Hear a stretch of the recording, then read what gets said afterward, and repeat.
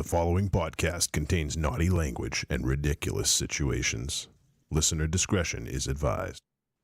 You know, the hangover that resulted as a result of the 10th year anniversary weekend celebration has subsided.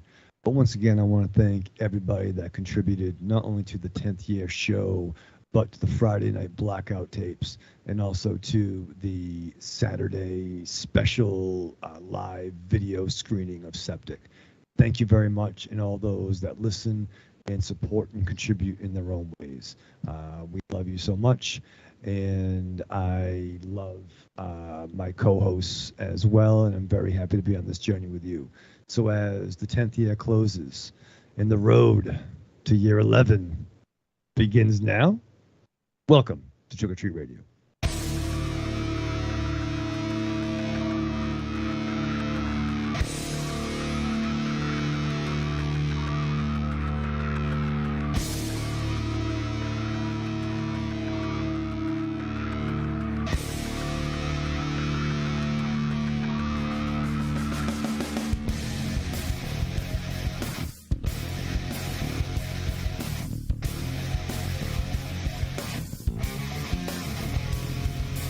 Welcome to episode 523 of Trick or Treat Radio.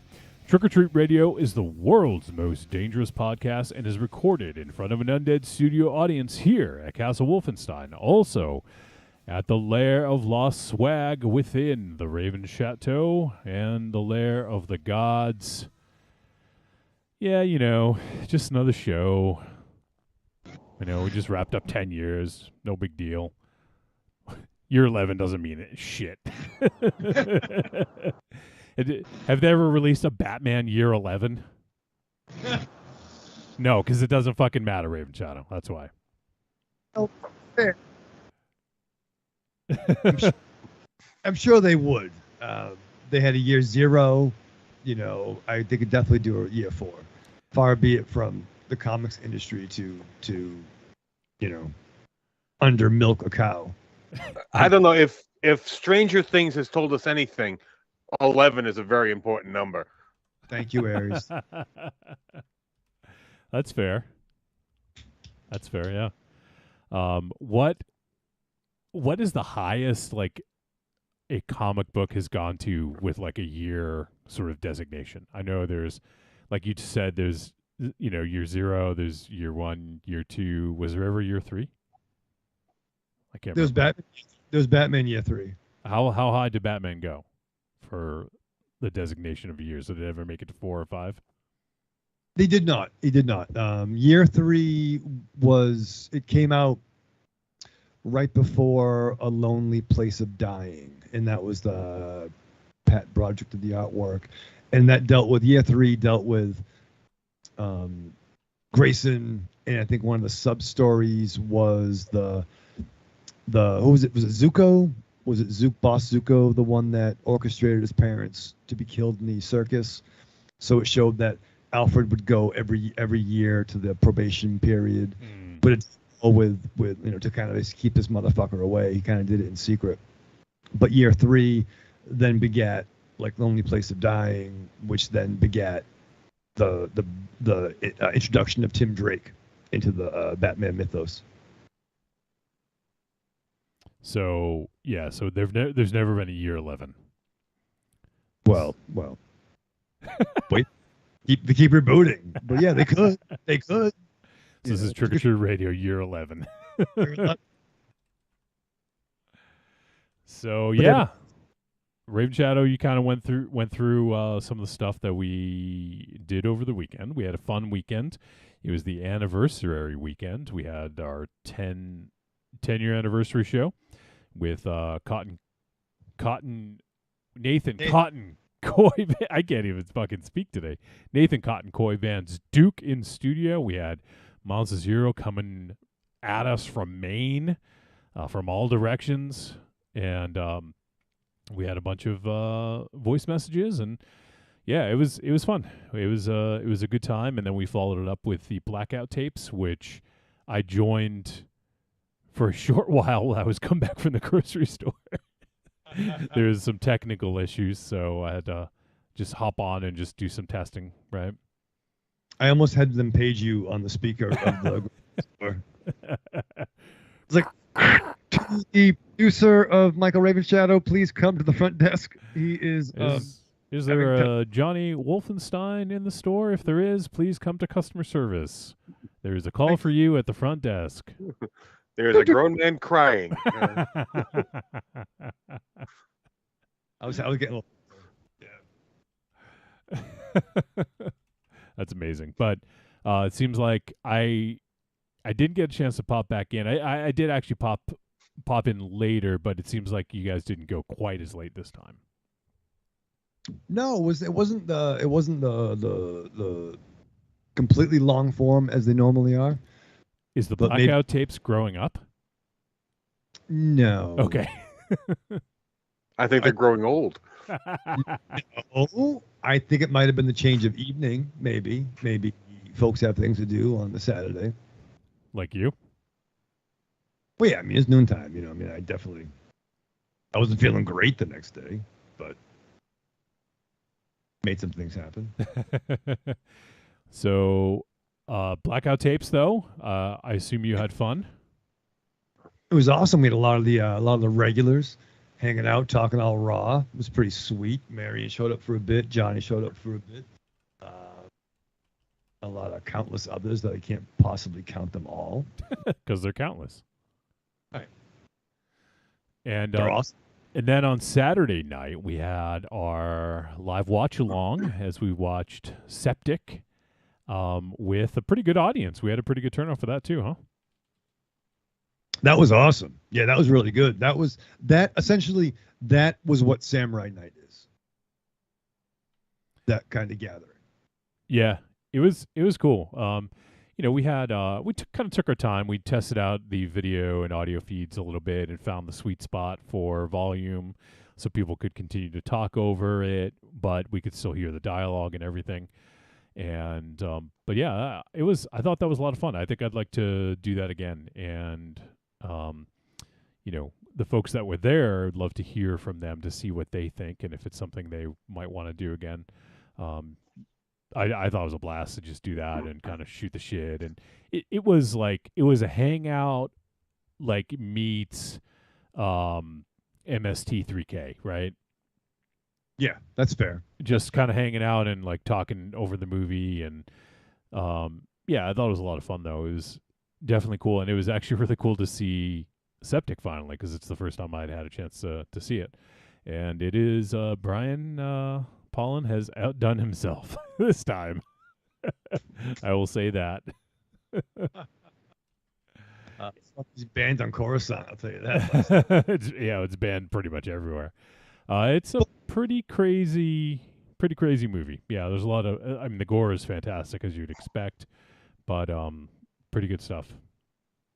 But what do you think about certain scenes in particular that starred people you may or may not know? Oh, it had a lot of people I know. Yeah, but they were really good, right, though? You are trying to get at us to talk about our performance, you and me, you and I. Only if you want to. I don't really want to, but you do. Would you just say he did a good job so we can move on? He did a very good job, but he was saying that to me. Yeah. Johnny did do a great job. He was great. But no, not only did we watch that, but also I think it was cool. We showed Johnny showed some other videos of some previous work he did, and some folks get to put some faces to names they've heard. I think I bored everyone. Everyone started leaving when I did that. No, we had some technical difficulties on our end, because I rushed from the shop to home. So I was home at about 6:35. Got ready, went over to Marion's house for a sleepover with Ollie. Ooh, a little slumber party action? Yeah, a little slumber party, Slumber party massacre? Yeah. It was nice over the condo. And then we tried to, get some stuff. So not only did Johnny did a great job making it happen on his end, but Marion did a great job making it happen on our end, because we were getting anxiety. I'm like, let's just watch it on my phone. It'll be fine. But no, she did a great job. So yeah, it was good though. It was a lot of fun. I didn't realize that Raven Shadow and I had such we weren't in it very long, but we had a pretty like important role. I had no fucking idea. I'm not gonna spoil it for anyone in case someone is like waiting to watch it. But yeah, I didn't know we had such an important role. So good.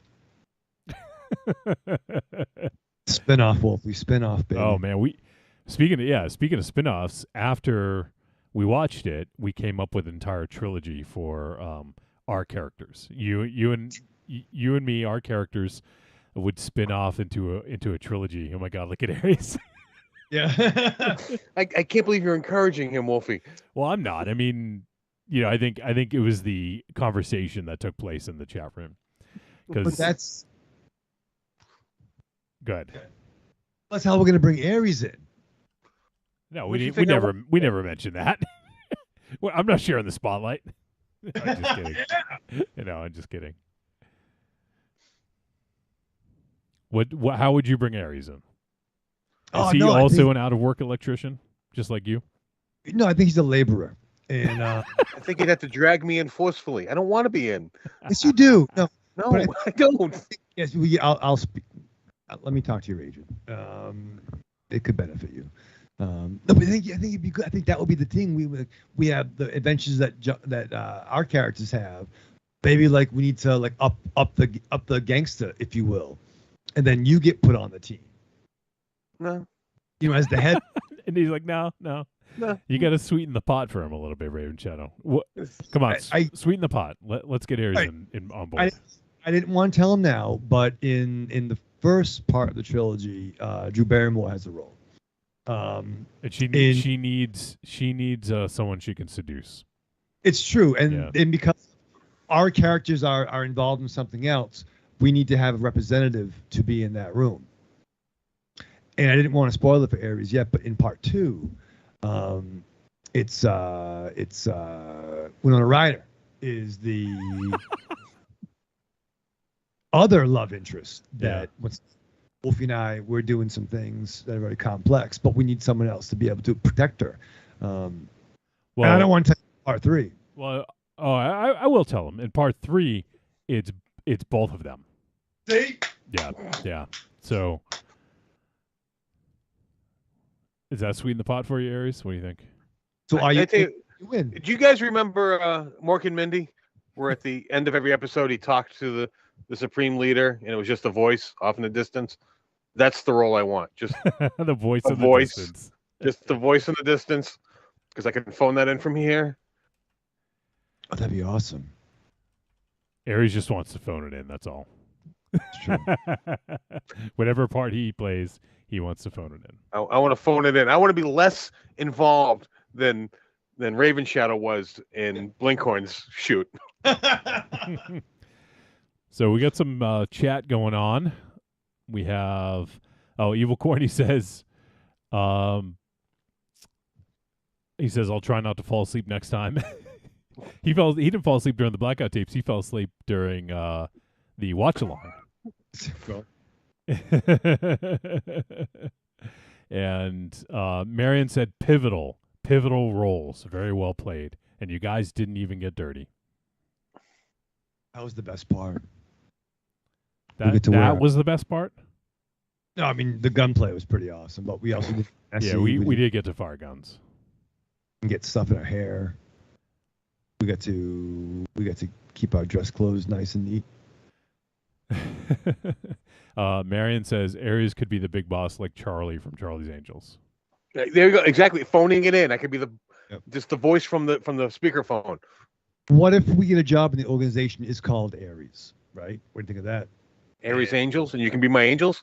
We'll be your angels. Yeah. Yes. Aries Angels.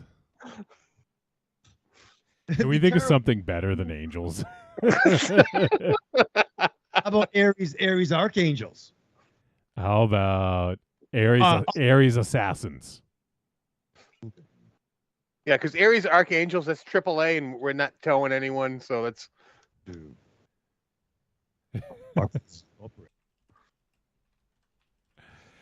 So yeah, there you go.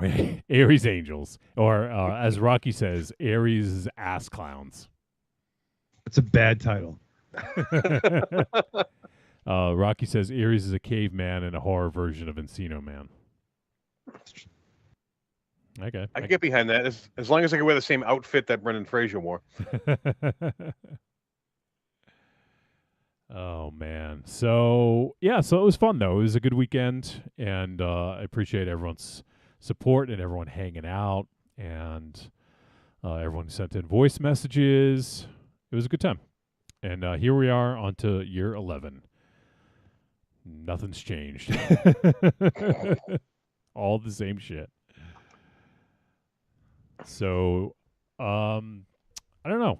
Do you guys have any? Oh, you know what? Before we get into anything else, let's go ahead and talk about what we're going to be doing tonight. We're going to be talking about the film Allegoria, and it just popped up on Shudder this past week, just a couple days ago, actually.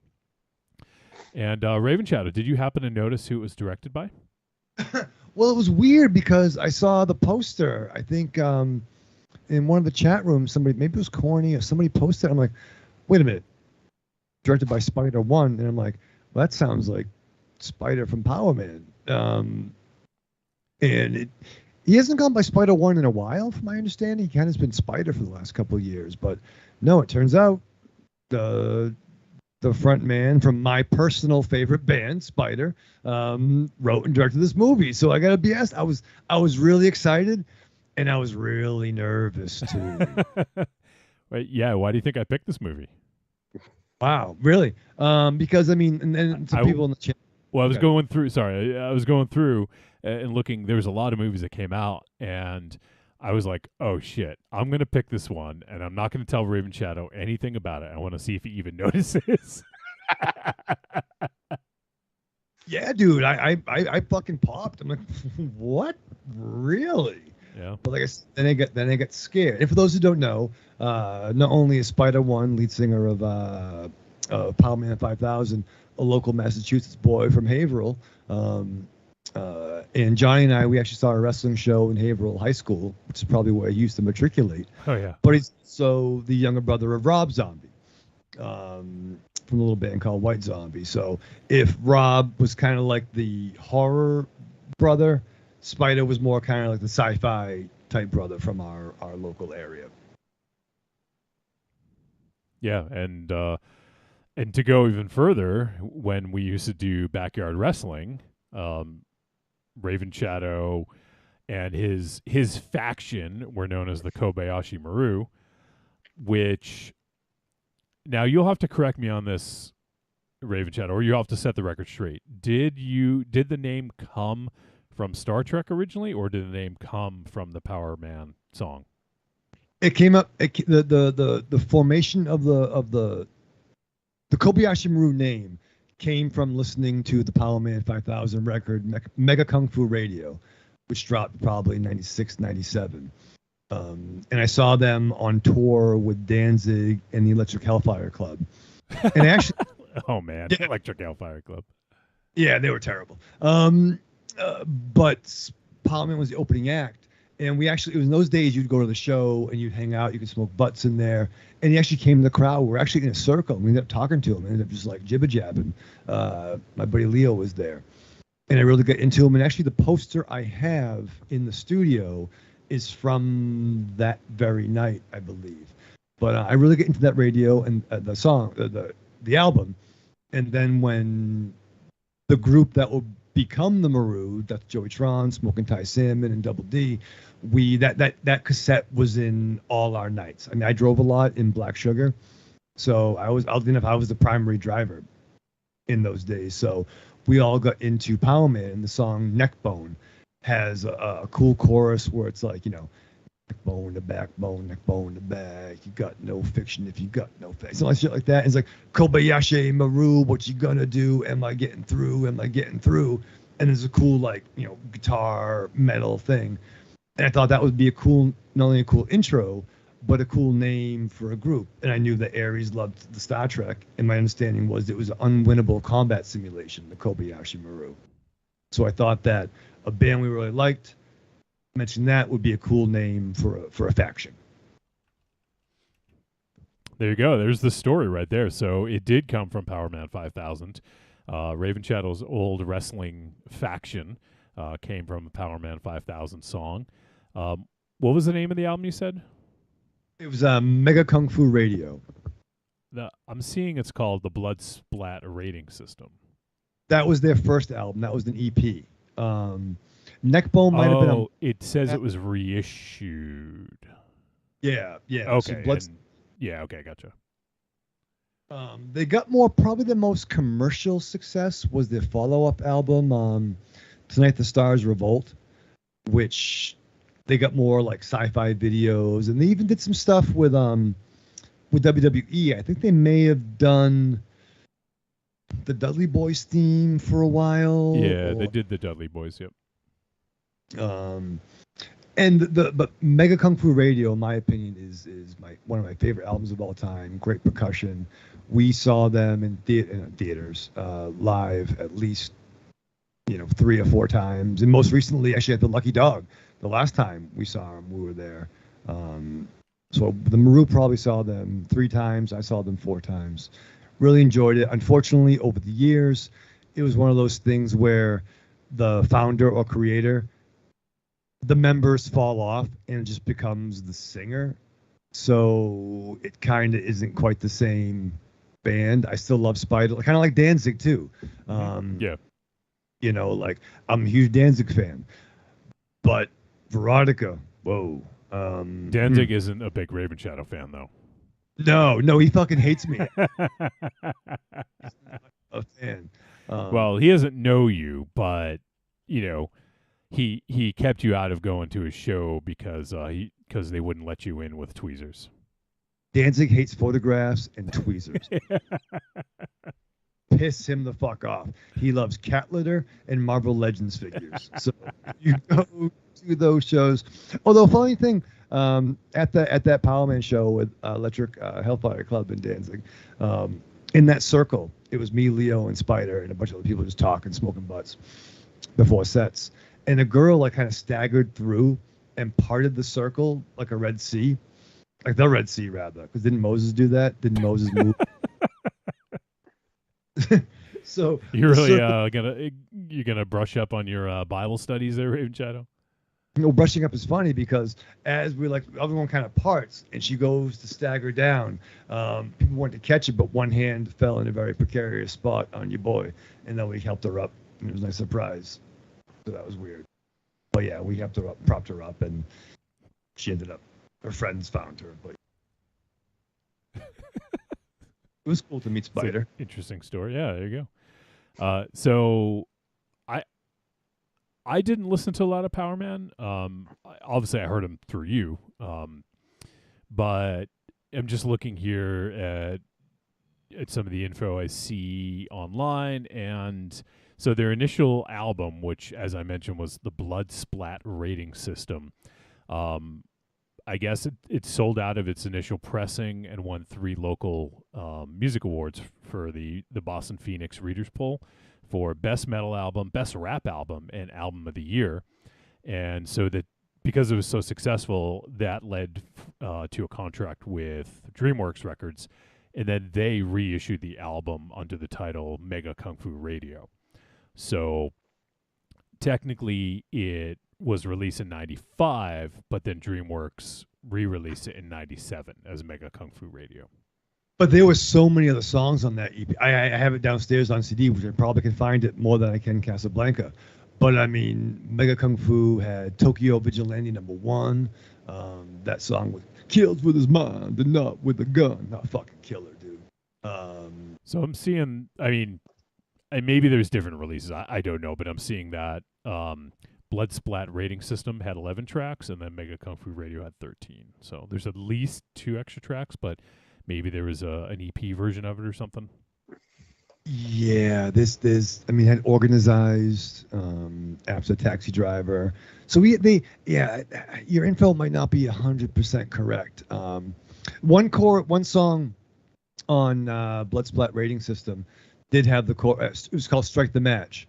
It was like, strike the match and flame on. like Flame On was the chorus. So like he's definitely a comic sci-fi fan, like his brother. Like, oh yeah, those would be dudes to hang out with. But like I said, Tonight the Stars Revolt was probably the most commercially successful album.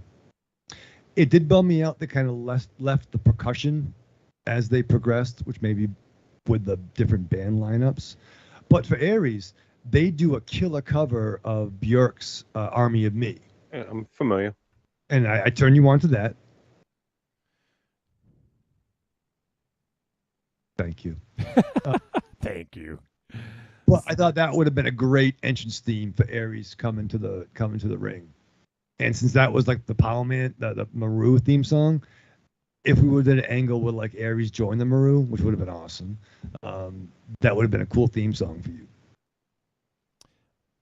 I checked out because I haven't really heard them since back in the day, and I checked out one of their new tracks, and I actually kind of dug it. It was very different from what I remember, but it sounds like they've undergone like quite a metamorphosis over the years. Like each album maybe has like a different feel to it or something.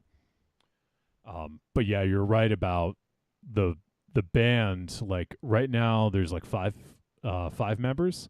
But looking at the former members, there's like 20 former members. So, and there's no original members except for Spider. The longest tenured member is the drummer, who's been with him since 2013. So aside from Spider, the drummer has been there since 2013, but everyone else is newer. But you know what? Like, I don't know. That's kind of the way it goes sometimes, especially. I mean, I'd be curious to find out now with the way the music industry is. I'm sure being a touring musician, especially not, like a Billboard top 50 artist or whatever. I don't know what the fucking measurement is these days, but if you're not a top artist, and even if you are a top artist, you may still need a fucking job on the side. Like I know that there's so many bands nowadays that that still have to work day jobs when they're not touring.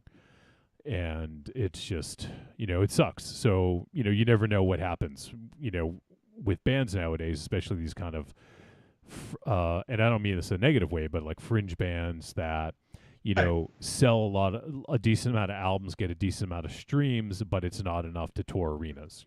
They're touring clubs and smaller places like the Palladium or whatever, I mean, it happens more frequently than I think a lot of people realize, because it is the B-level bands.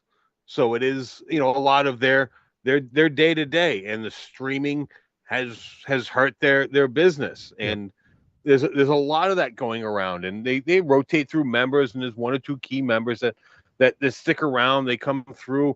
There are bands that show up, and they have, they have people that they play with in New England, but then when they go down south, they have people they play with down south, and like that is just the nature of the business. Like we are friends with touring musicians. Like they a certain person comes to town, our friends go and play with them. Like I mean I'm sure you're aware of that, Wolfie. I don't know if Raven Shadow, I don't know if you're aware of that people that we hang out with, that they do that. They play with certain musicians when they come to town. Right. And I mean, in the age of streaming, like where do bands get money? Touring and merchandise. What could they not do the last fucking, 2 to 3 years? Because you have merch online. You know what I mean? But well, this is even before the pandemic. Right. I mean, this has been going on for a long time. And I mean, I'm blaming streaming, but it predates streaming. It's the nature of the business, because the huge bands, they can make a living, but the B and C grade bands, they can barely get by, and if they have an off year, they're working in Costco. I mean, it's how it goes. Right. Yeah, this is a long time ago now, but it was in the first year, maybe second year, we talked to, oh my God, I feel like a jerk now, I'm forgetting his name. But Owen Mckinder, the keyboard player from Birthday Massacre. Yes. Yeah. And they're kind of one of those bands, kind of fringy. They have a huge fan base that is very loyal, but they're not like a top sort of streaming artist or whatever. They haven't had like a big breakthrough or anything like that. And so yeah, I mean they work at like, I think he mentioned, like, I don't know if it was him or one of the other people, like they basically just work at a Starbucks or something like that, like when they're not touring. So it sucks, like gig musicians, like, and I know he's in the chat right now, our boy Rocky. He basically makes a living as a gig musician. He does, he plays local bars and clubs near his place, and that's his job basically, but for touring bands, I mean, there's so many different things that go into it, because now you're looking at renting a van or a truck, and you have to hire roadies, drivers, tour managers, whatever, and you're not really making much money to even pay your bills. So you have to kind of pay for everything to function. So yeah, I imagine it's very difficult nowadays. And yeah, it's, so I get it. I mean, to get back to the point of looking at like the former members of Powerman 5000, like I get it, especially now. I'm sure that's something that's probably very common among bands that are sort of on that next tier down, But that's also, it's a tough life too. Yeah. Like, you're living gig to gig, but sometimes you just want to settle down, and it's may not be glamorous, but yeah, you want to have a family and live a normal life. And just for clarification, Johnny, the roadie and driver, that's the same person. They have a name. It's called the bass player. You speak from experience. I do. Oh shit. Rocky says, "Yep. Unless you have someone wanting to sponsor a tour, it's really, really shit." Right. I mean, like I was saying, Powerman's like probably most commercially successful album came out 98, 99, pre-2000 maybe. Now we're in 2022. You know what I mean? Like that's a long time. The biggest stage I saw them on was probably the Ozfest 97, 98 with Typo Negative, Fear Factory, Pantera, Black Sabbath, and then Ozzy was the headliner after he did Black Sabbath shit. In the smallest, my dog? Yes, Black. No, yeah. Ozzy Osbourne came out. Fair, he might have better vocals. I've heard him yell. And the smallest show was the Lucky Dog, which was super dope. But once again, now it's 2022. But if he's, how do you keep that going if you're not Guns N' Roses? If you're not, well, it really doesn't work out too because they fucking hate each other. But like, how many bands can really have that longevity? Yeah, it's like Metallica.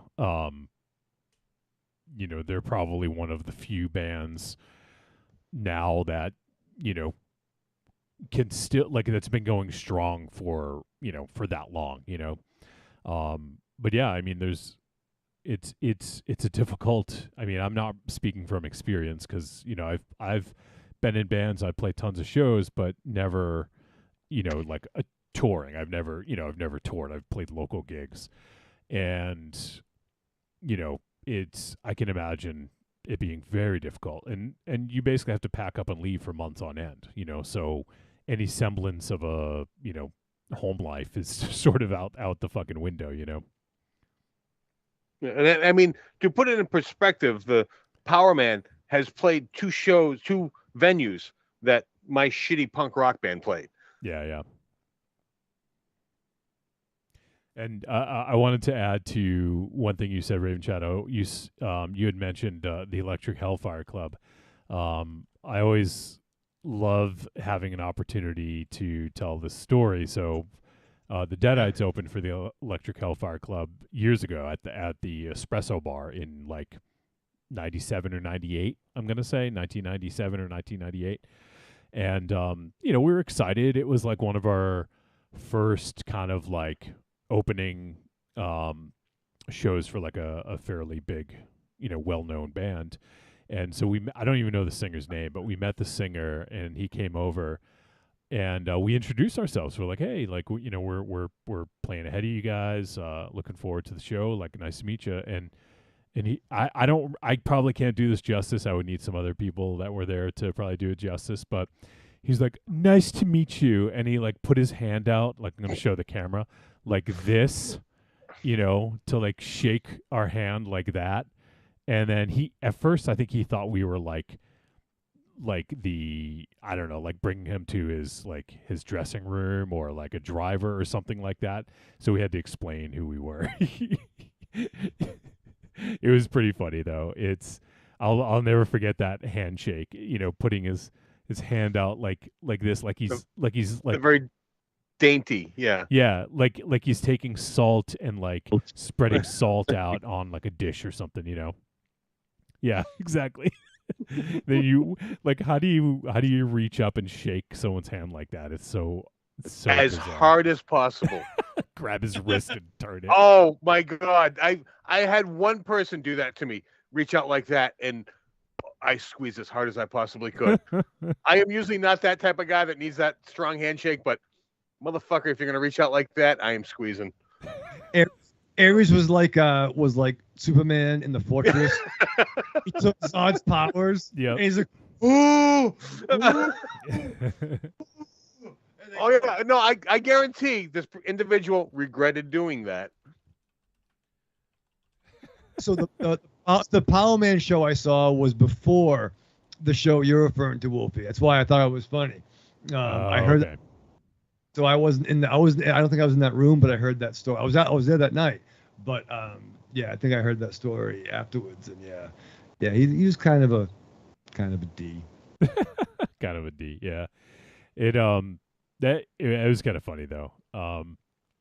But yeah, it's I mean, it's tough, and you know, I don't know how well Spider One does. Like, I don't know if he makes enough money. Like, you know, maybe he found out, hey, if I'm the band, you know, and I'm the one who owns all the music, I get all the royalties. I can just pay touring musicians a little here and there. Maybe he figured out a way to make it work, and maybe that's why this is the way it is. I don't want to assume that's what's going on, but that could be part of it.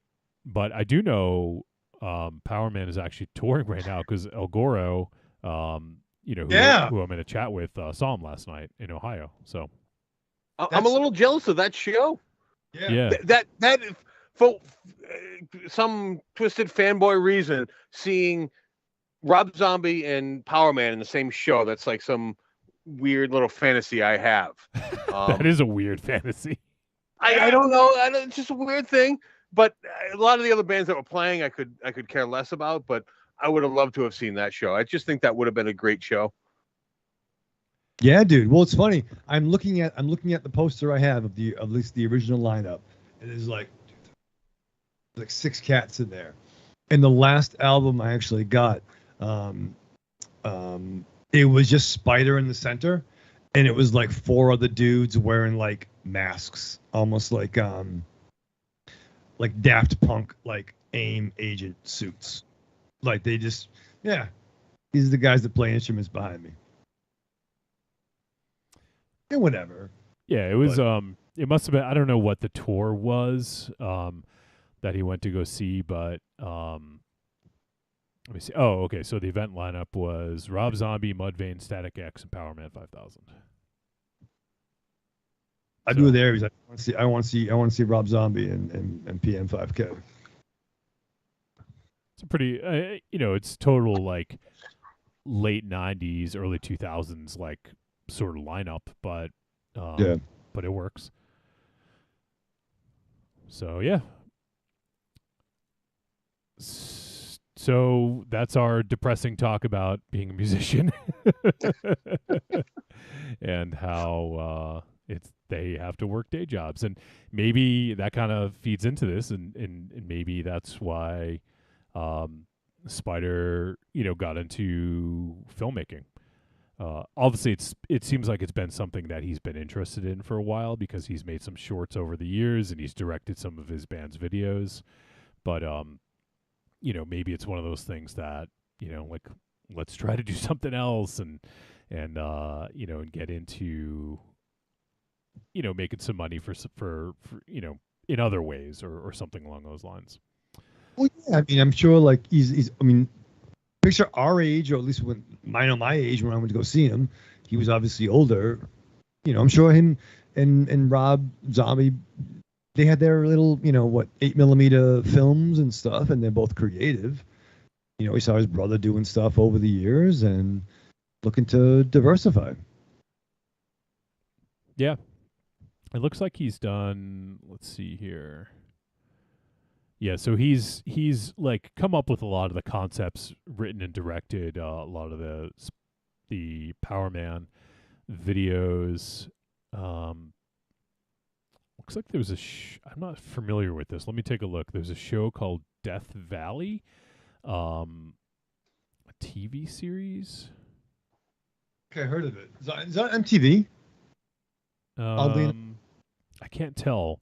But it says a mockumentary following a police force as they deal with various perpetrators who are mostly supernatural in nature. Oh, that was talked about on the show many years ago. Was it? Yeah. Like almost like Cops or like Reno 911, but with like zombies and like werewolves and shit. I think it was talked about at Second Castle Wolfenstein. Oh, okay. Well, anyways, it mentions that Spider wrote for it. So I'm just trying to find out writing credits. Okay, it looks like he wrote. Well, it says conceived by. Maybe he came up with the idea for the show. Because it looks like he didn't write any of the episodes, but when it lists his name, it says conceived by 12 episodes. So I'm guessing that it was his initial idea, maybe. Shit. So I don't know how that all came about, but that's kind of cool. But that's his first, that I can tell, his first writing credit. Yeah, I don't know. I'm having trouble finding. Let me look it up on another site here. Well, it's really, should that be counted as a writing credit if you conceive something? So like if you gave birth to like Stephen King, does their mom get like a writing credit? Well, I mean, IMDb only has certain categories. So many things, yeah. So, and I mean, depending on the dates, I mean, this could have been stolen from the X-Files. Yeah, because they did a cops mockumentary based on the supernatural. And so you're right, Raven Chat. It was MTV. So it was, it was on MTV. Of course it was, because it had nothing to do with music. Okay, yeah. So it says, looking here I'm actually on Wikipedia. It says Death Valley was created by Spider-One years ago, and the series was given a 12-episode order by MTV on September 14th, 2010. So he created the series. It seemed like maybe he didn't have anything to do with, writing the episodes or anything like that. But it seems like he was the initial creator for it. So maybe it was like a pitch, and they were like, "Hey, listen, we don't want you involved, but like we'll buy it." We don't want you involved. Yeah, which happens. It happens. It happens a lot. Yeah, right. And since then, he's done some shorts, some horror shorts. Oh, it looks like he started doing them in like 2020. He did some horror shorts. Just kind of banged out a bunch. My guess is probably pandemic. Probably was looking for something to do, and started working on a bunch of shorts, kind of honing his chops, so to speak. And, but now he has another film in post-production called Bury the Bride, which is a feature-length film, and it is written by Spider and Chrissy Fox, who was in Allegoria, and also Did you say Barry? Barry or Berry, as in the person or the digging of the hole? Digging a Hole. Okay. Sorry, Bury the Bride. No. I realize as I'm trying to say both things, they sound very similar as you speak them. That's Here's that's a little sensitive areas, and here's a little insight into Johnny Wolfenstein. In first grade, I was in a spelling bee, and I was in the finals in the spelling bee, and the word I got was berry, and I didn't ask for it in a sentence, and I got it fucking wrong because I was thinking this is funny. The first thing I thought of was, I don't know if you guys remember, the old coach of the New England Patriots. His name was Raymond Berry. So immediately when I heard this, I was like, oh, Berry. I immediately just kind of said it. And they're like, that's wrong. You should have asked for it in a sentence. And I was like, I was so embarrassed. I feel like such an idiot. I should have fucking won. I should have been spelling bee champion, Raven Shadow. Oh man, fucking, because that goes forever. You always president. But now, what was it? Was it buried or was it Berry? Berry, Bury. I spelled Berry. Oh, like I'm gonna bury you, or do you want a strawberry, a berry? Yeah, Halle Berry, something like that. Because you say, when you say it, it's the same word, right? Berry. That's a fucking thing. That's fucked up, man. That's a fucking trick question, bro. There is a slight forget the word, but there is slight differences in the word. But at least when I say it, because I'm 3 whiskeys deep, I cannot enunciate the difference between those words. So I cannot say that. I just didn't want to, you're saying I'm being insensitive. I thought I was being more than sensitive with not assuming gender where it could be a male Barry as the bride. Oh, it could be, sure. Oh, yeah, that was all I was thinking. I just didn't want to assume. Kind of like Barry Allen, The Flash. Who was that fucking guy? Who ran that speak and spell? That spelling bee? I don't fucking know. It was first grade. Let's find him. Okay, what the fuck? This is bury, to put or hide underground. Berry. Okay, and here is berry, a small roundish juicy fruit without a stone. Berry. Berry.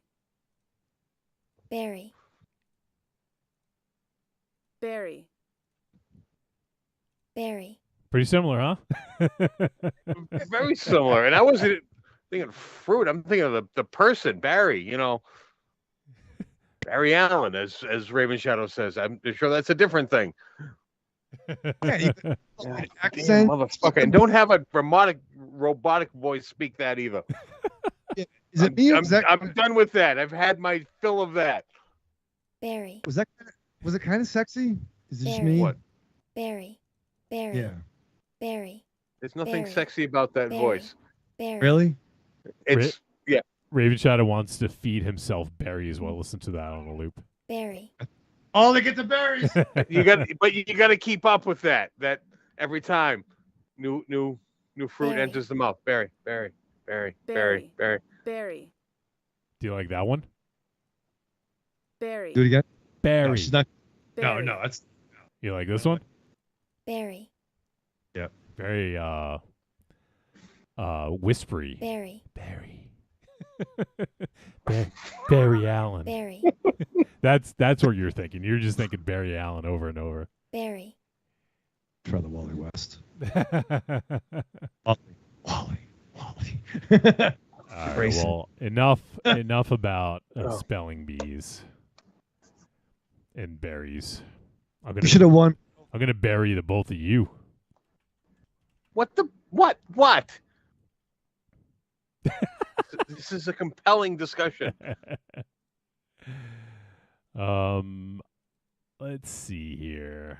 All right, well, maybe we should wrap this up and start talking about the movie. You already kind of got into a little bit of, some of the movie stuff with talking about Spider's filmography and all that. Yeah. So we took care of a possible tangent as we discussed the movie ahead of time. Yes. Look at us. We're growing as a podcast.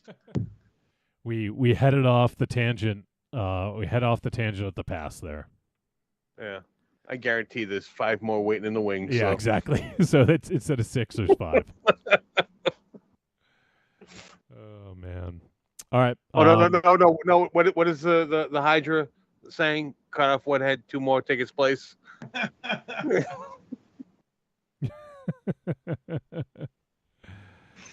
All right. Well, let's wrap this up, and we will get to talking about the movie.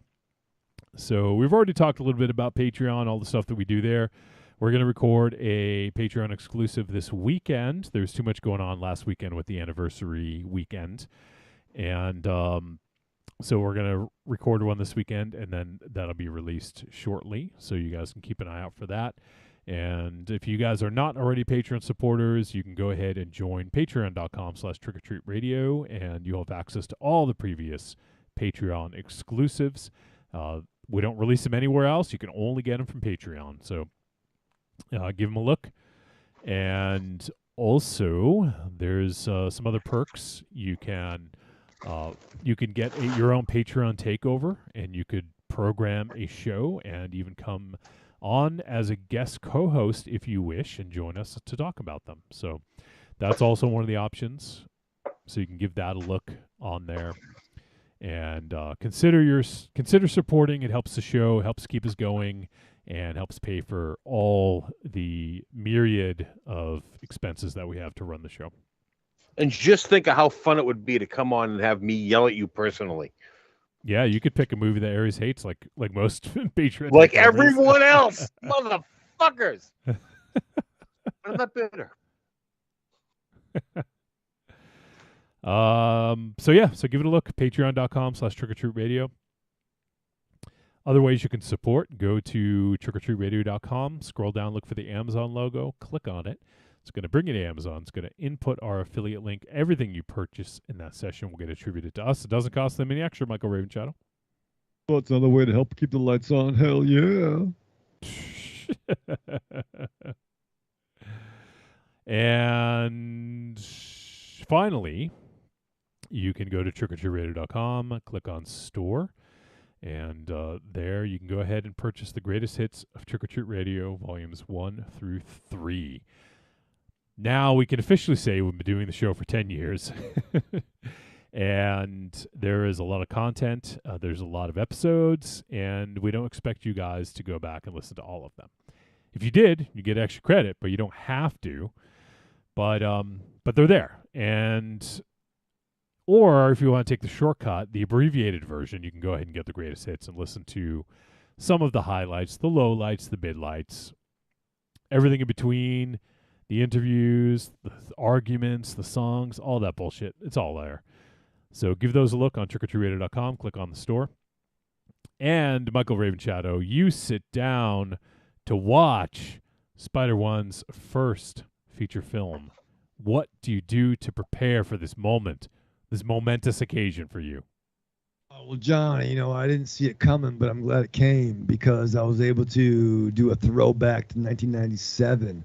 Once again, put on the Blood Splat rating system, put on Mega Kung Fu Radio, put on Tonight the Stars Revolt, put on Transform. All right, so many tracks. Check out Organized, check out Neckbone, right? Check out Public Freak Menace Human Fry. Check out Supervillain. Check out V is for Vampire. Singing about all kind of nerdy topics with a sexy voice, yeah. And you better believe I strapped on.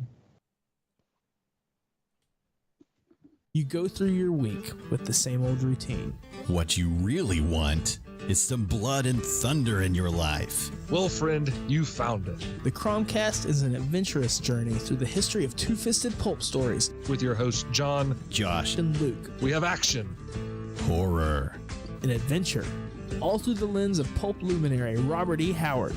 Don't just stay in your ordinary life. Find your pulp life at thecromcast.blogspot.com.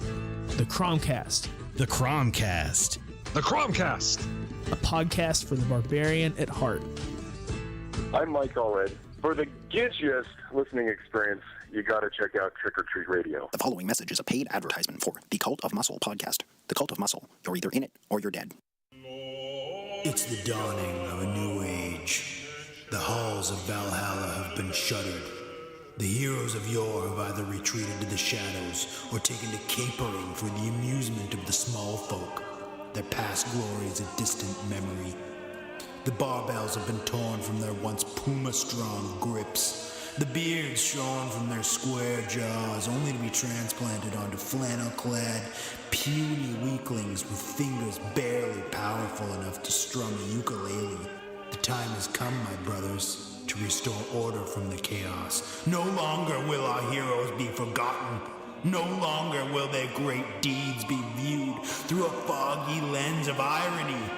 Hear now our rallying cry as we scream it from the mountaintops, as we bellow it from iTunes and Libsyn and Facebook. It's time to join the cult, my brothers. So don your cloaks and enter the Cult of Muscle. You're my new best friend.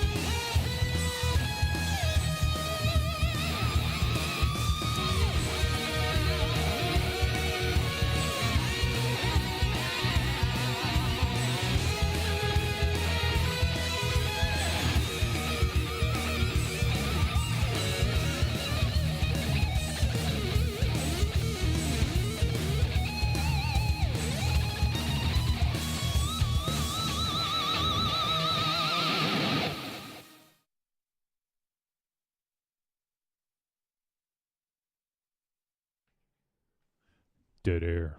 Dead air. All right. We are back on Trick or Treat Radio.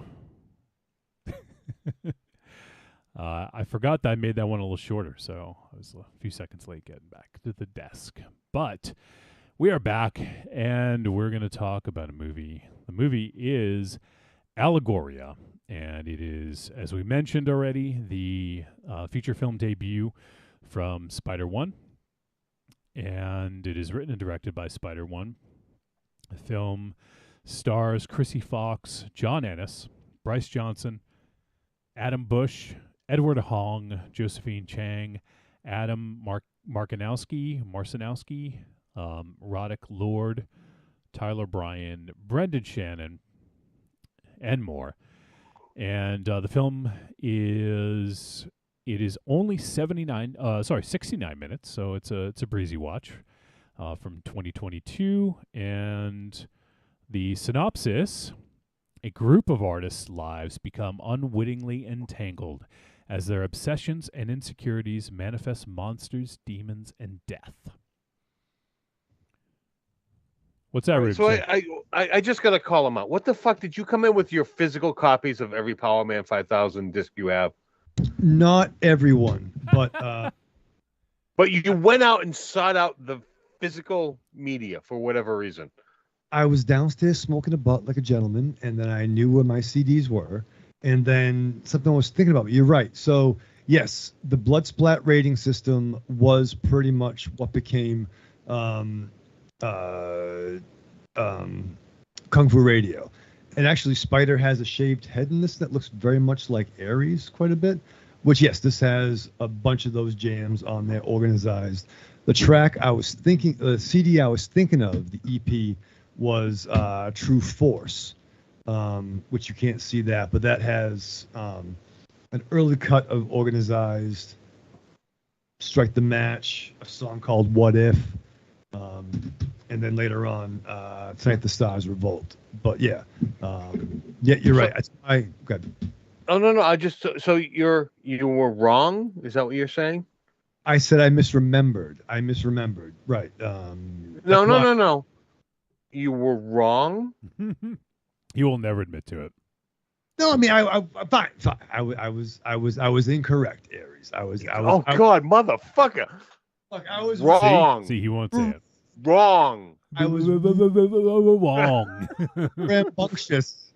Motherfucker, you're arguing with the fucking internet. Now, granted, not everything is true on the internet, but just go ahead and say it. I was wrong. Much like it's not Mike, difficult. Fine, like me and Mike Ness and I, we were both wrong on several things in our lives. It's Social Distortion song. I was wrong. Oh, really? You're just gonna fucking group yourself in with someone else to justify the wrong aspect of it, huh? Right. If I'm gonna be wrong, I want to be wrong with Mike Ness. Yeah, we both have problems. But I was wrong. Yeah. So Blood Splat rating system was, and that's why I think I never got Kung Fu on CD, because I had this LP and it's pretty dope. But yeah, it's probably worth millions of monies on the internet. I don't think so. It's a fucking CD. Millions of monies. Millions of monies. That and X-Men #1. Yeah. Yep. Tie those together, you'll be a billionaire. Yeah, probably worth as much as Action Comics #1 too. Probably.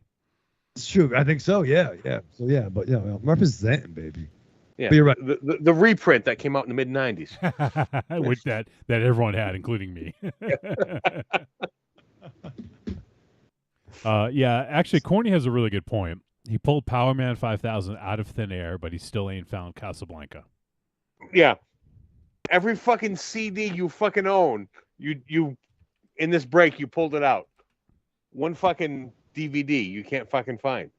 Once again, it's not every CD, because I have a bunch of other ones. But you have a bunch of other Power Man 5000 discs. Yeah, they don't have that many discs. They do, but it's dark and I'm wearing sunglasses downstairs. I found what I found. And watch this magic trick I can do. I'll pull out every Power Man 5000 disc in existence. It's on my fucking phone. Oh, look at you, future boy. Yeah, look at me. It's fuck physical media. Wow. Dude, you were the king of physical media. Yeah, well, you know what? And for certain things, yes, it does. It serves a purpose. But if it exists on the fucking digital format, why have it physically? Marion. Go buy the local music. Don't buy the national act, and don't pull this shit that they're from Boston, because it's still a fucking national act. He's from Haverhill. I know that, but he's still a fucking national act. Aerosmith's from Boston. They're still a fucking national act. I feel that Haverhill is New England. It is. Everyone is from somewhere. But you go to California, you can say Power Man 5000. Some fucking junkie on the fucking Venice Strip will go, yeah! Yeah, but Wolfie and I have been to his high school, okay? How do you know that? Because we went to Haverhill. Yeah. You're only assuming where he went to high school. Well, I'm pretty sure he didn't go to a trade school. How do you know that? How do you know he didn't go to a private prep school? Because he's what? Spider. He's fucking Spider. He's what? No, he's a dude. What? He's a dude. He's a dude? Dude. If you recall, I went to a private school for 2 years. I'm not a dude. You're a dude, but you broke a lot of rules, though. I broke a lot of rules in a private prep school. Yeah, I don't think you want to talk about that, because I know how that ended. I know you. Yeah, I got kicked out of 2 fucking schools. How did you get kicked out? You're such a nice guy. Guess what? In the fucking early 90s, they didn't give a shit about learning disabilities. Oh, that's shitty, man. Oh, it is fucking shitty. Wow. And there was the definite shaving policy that Aries frowned Shaving policy. Shading? What does that even mean? Shaving. You had to shave. You had to Oh, shave. shaving. Oh, I did get in trouble for that a lot. Yeah. Yeah, remember they would hand out Rusty dull razors and no, I remember I got PTSD for that fucking shit. Don't fucking bring that up. You told me the story. Yeah, you want to know why I have a fucking giant beard now? Yeah. Fucking St. John's, motherfucker. You know, thank you, Jesus. You went to St. John's? I went to St. John's. I went to Holy Name. It's funny. Got kicked out of some of the finest high schools in this fucking state. My mother originally wanted me to go to St. John's because my older brother went there, and I was like, no, fuck no way, go in there. I went to an open house, and I was like, yeah, no, I'm not going there. Oh yeah, no, it was a family legacy. My father went there, all like both sides of the family. Like my uncles on my mother's side went there, and it was just like, yep, no, you're going there. And it's like, yep, no, I don't think I'm going to make it. And I was right. Don't give a shit about learning disabilities. Oh man. All right. Well, let's talk. Where did he go? He went to the fucking can as always. You know what he's doing right now? He's staring into the mirror saying he's the king. You're the king of physical media? Is that kind of like Howard Stern? Instead of the king of all media, you're the king of physical media? We're gonna go there. No, I had the door open downstairs, and all of it went down, and it's fucking ridiculous. Why don't you shut the door? I thought I shut the door, and I hope they didn't have. You know what? Let him go down. He's probably looking for Casablanca for you. He's doing you a favor, and you're just shutting him down. No, Casablanca's not where he's looking. Oh, he can't get to the store to buy it for you? Oh, okay. I know where he's looking. Okay, gotcha. Yeah. You got to keep that thing closed, man. I fucking tried to. I thought so, but I came up to go in the conversation, and I forgot, and I'm like, oh, fuck. He's running you amok. He's running me amok. I want to revolt. So the opening scene of this movie, all I can picture is that's what Raven Shadow does before every podcast.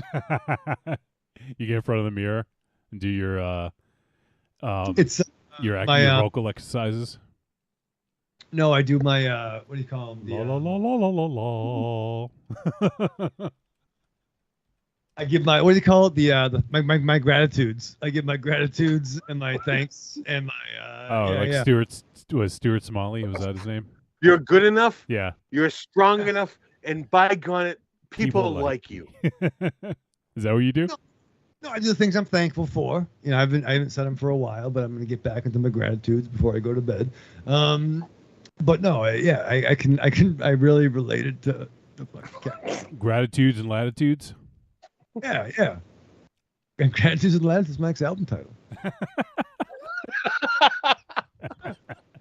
That's next Power Man album. Oh yeah. Each song is something different that they're thankful for. Yeah. You know, it's about length. Thoughts and feelings. Length and feelings. Like longitude. Yeah. Longitude, not longitude. Isn't the same thing? No. Longitude. What's longitude? What's longitude and attitude? What's that word? It's a weird word. What word? What word are you trying to think of? Longitude, latitude, longitude. Oh my God. Longitude. Yeah, it's like longitude. Penultimate. What's that? It's about length, right? Like that's how you look long. How long will you get to be there? How long will you get to be there? Yeah, get the fucking periscope. You gotta like put the thing out when you look. The latitude and longitude. There's like the things are like the ley lines, right? And the schematics of the world, and you gotta figure out where the things are.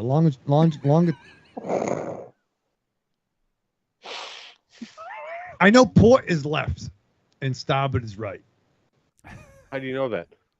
Because port is the same number of letters as left. Ooh, look at you with the nautical tricks.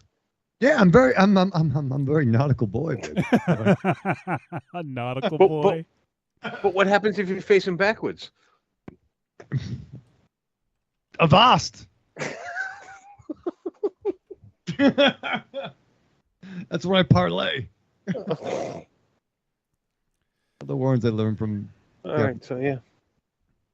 So much for keeping up those tangents. Yeah, I know. It's a good thing we get that other one out of the way. Oh, fuck. Anyways, we're going to talk about this movie. And, all right, so we haven't mentioned, but it is a horror anthology. So we have different stories, and it's interesting because they all do sort of tie together, more or less. Maybe not all of them, but some of them do. And that's what I was trying to figure out, whether they all actually tied together or whether it was like missing little subtle things. Yeah, I mean, I think thematically they fit together, but in terms of story, like interweaving story narrative, I don't think all of them did, but they're all roughly about the same thing, about like about artists and art and the demons that that we hide away or that come after us, and and I mean this is probably not a surprise to anyone, but the name of the movie being Allegoria is their allegories. Did you know that, Raven Shadow? What? No, I did. I know that word. Okay, good.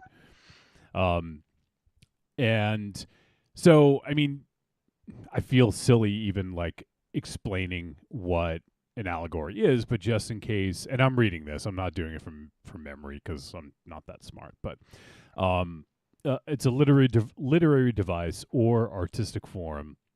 An allegory is a narrative or visual representation in which a character, place, or event can be interpreted to represent a hidden meaning or moral or political significance. Authors have used allegory throughout history in all forms of art to illustrate or convey complex ideas and concepts in ways that are comprehensible or striking to its viewers, readers, or listeners. And I feel like also channeling the title Allegoria, I feel in a way evokes Fangoria. Like it's that sort of like it almost makes it into a horror kind of word. Allegory by itself is not horror, but Allegoria is, for me, I think of Fangoria, or just even it highlights the gore of it, gore. So I think it's kind of a clever name.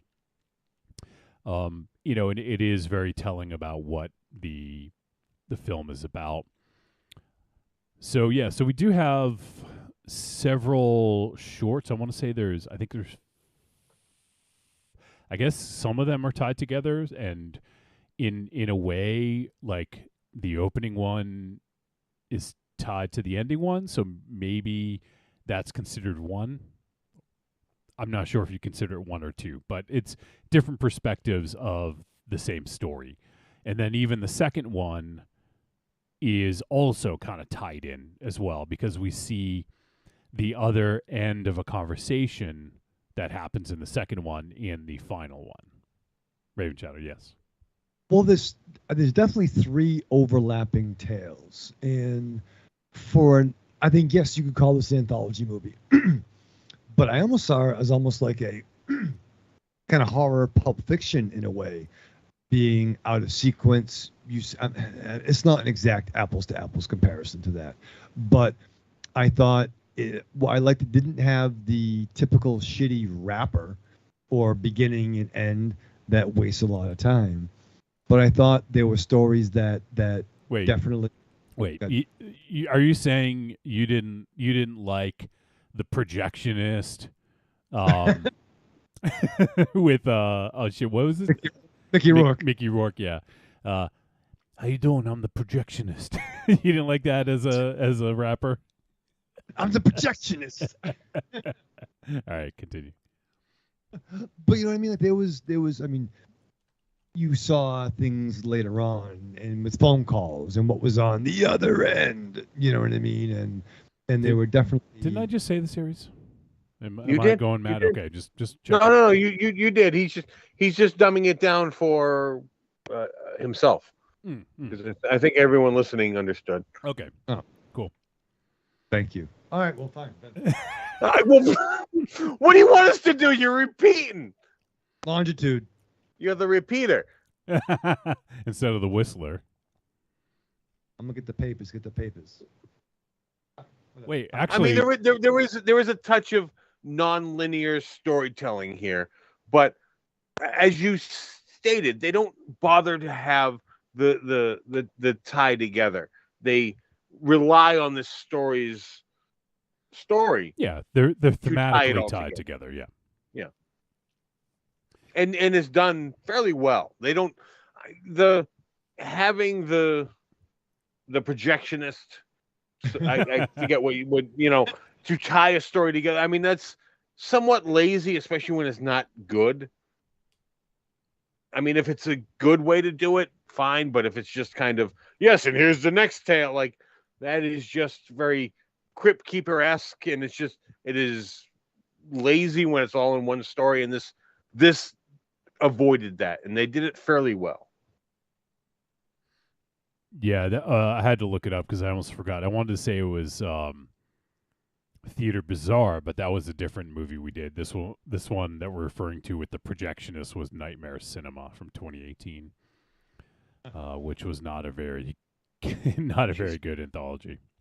Was it that old? Wow. 2018, yeah. We didn't watch that in 2018 though. Maybe. Pretty sure we did. I can look it up Really? and find out. Yeah. 4 years? Jesus Christ. How long was we doing this fucking show?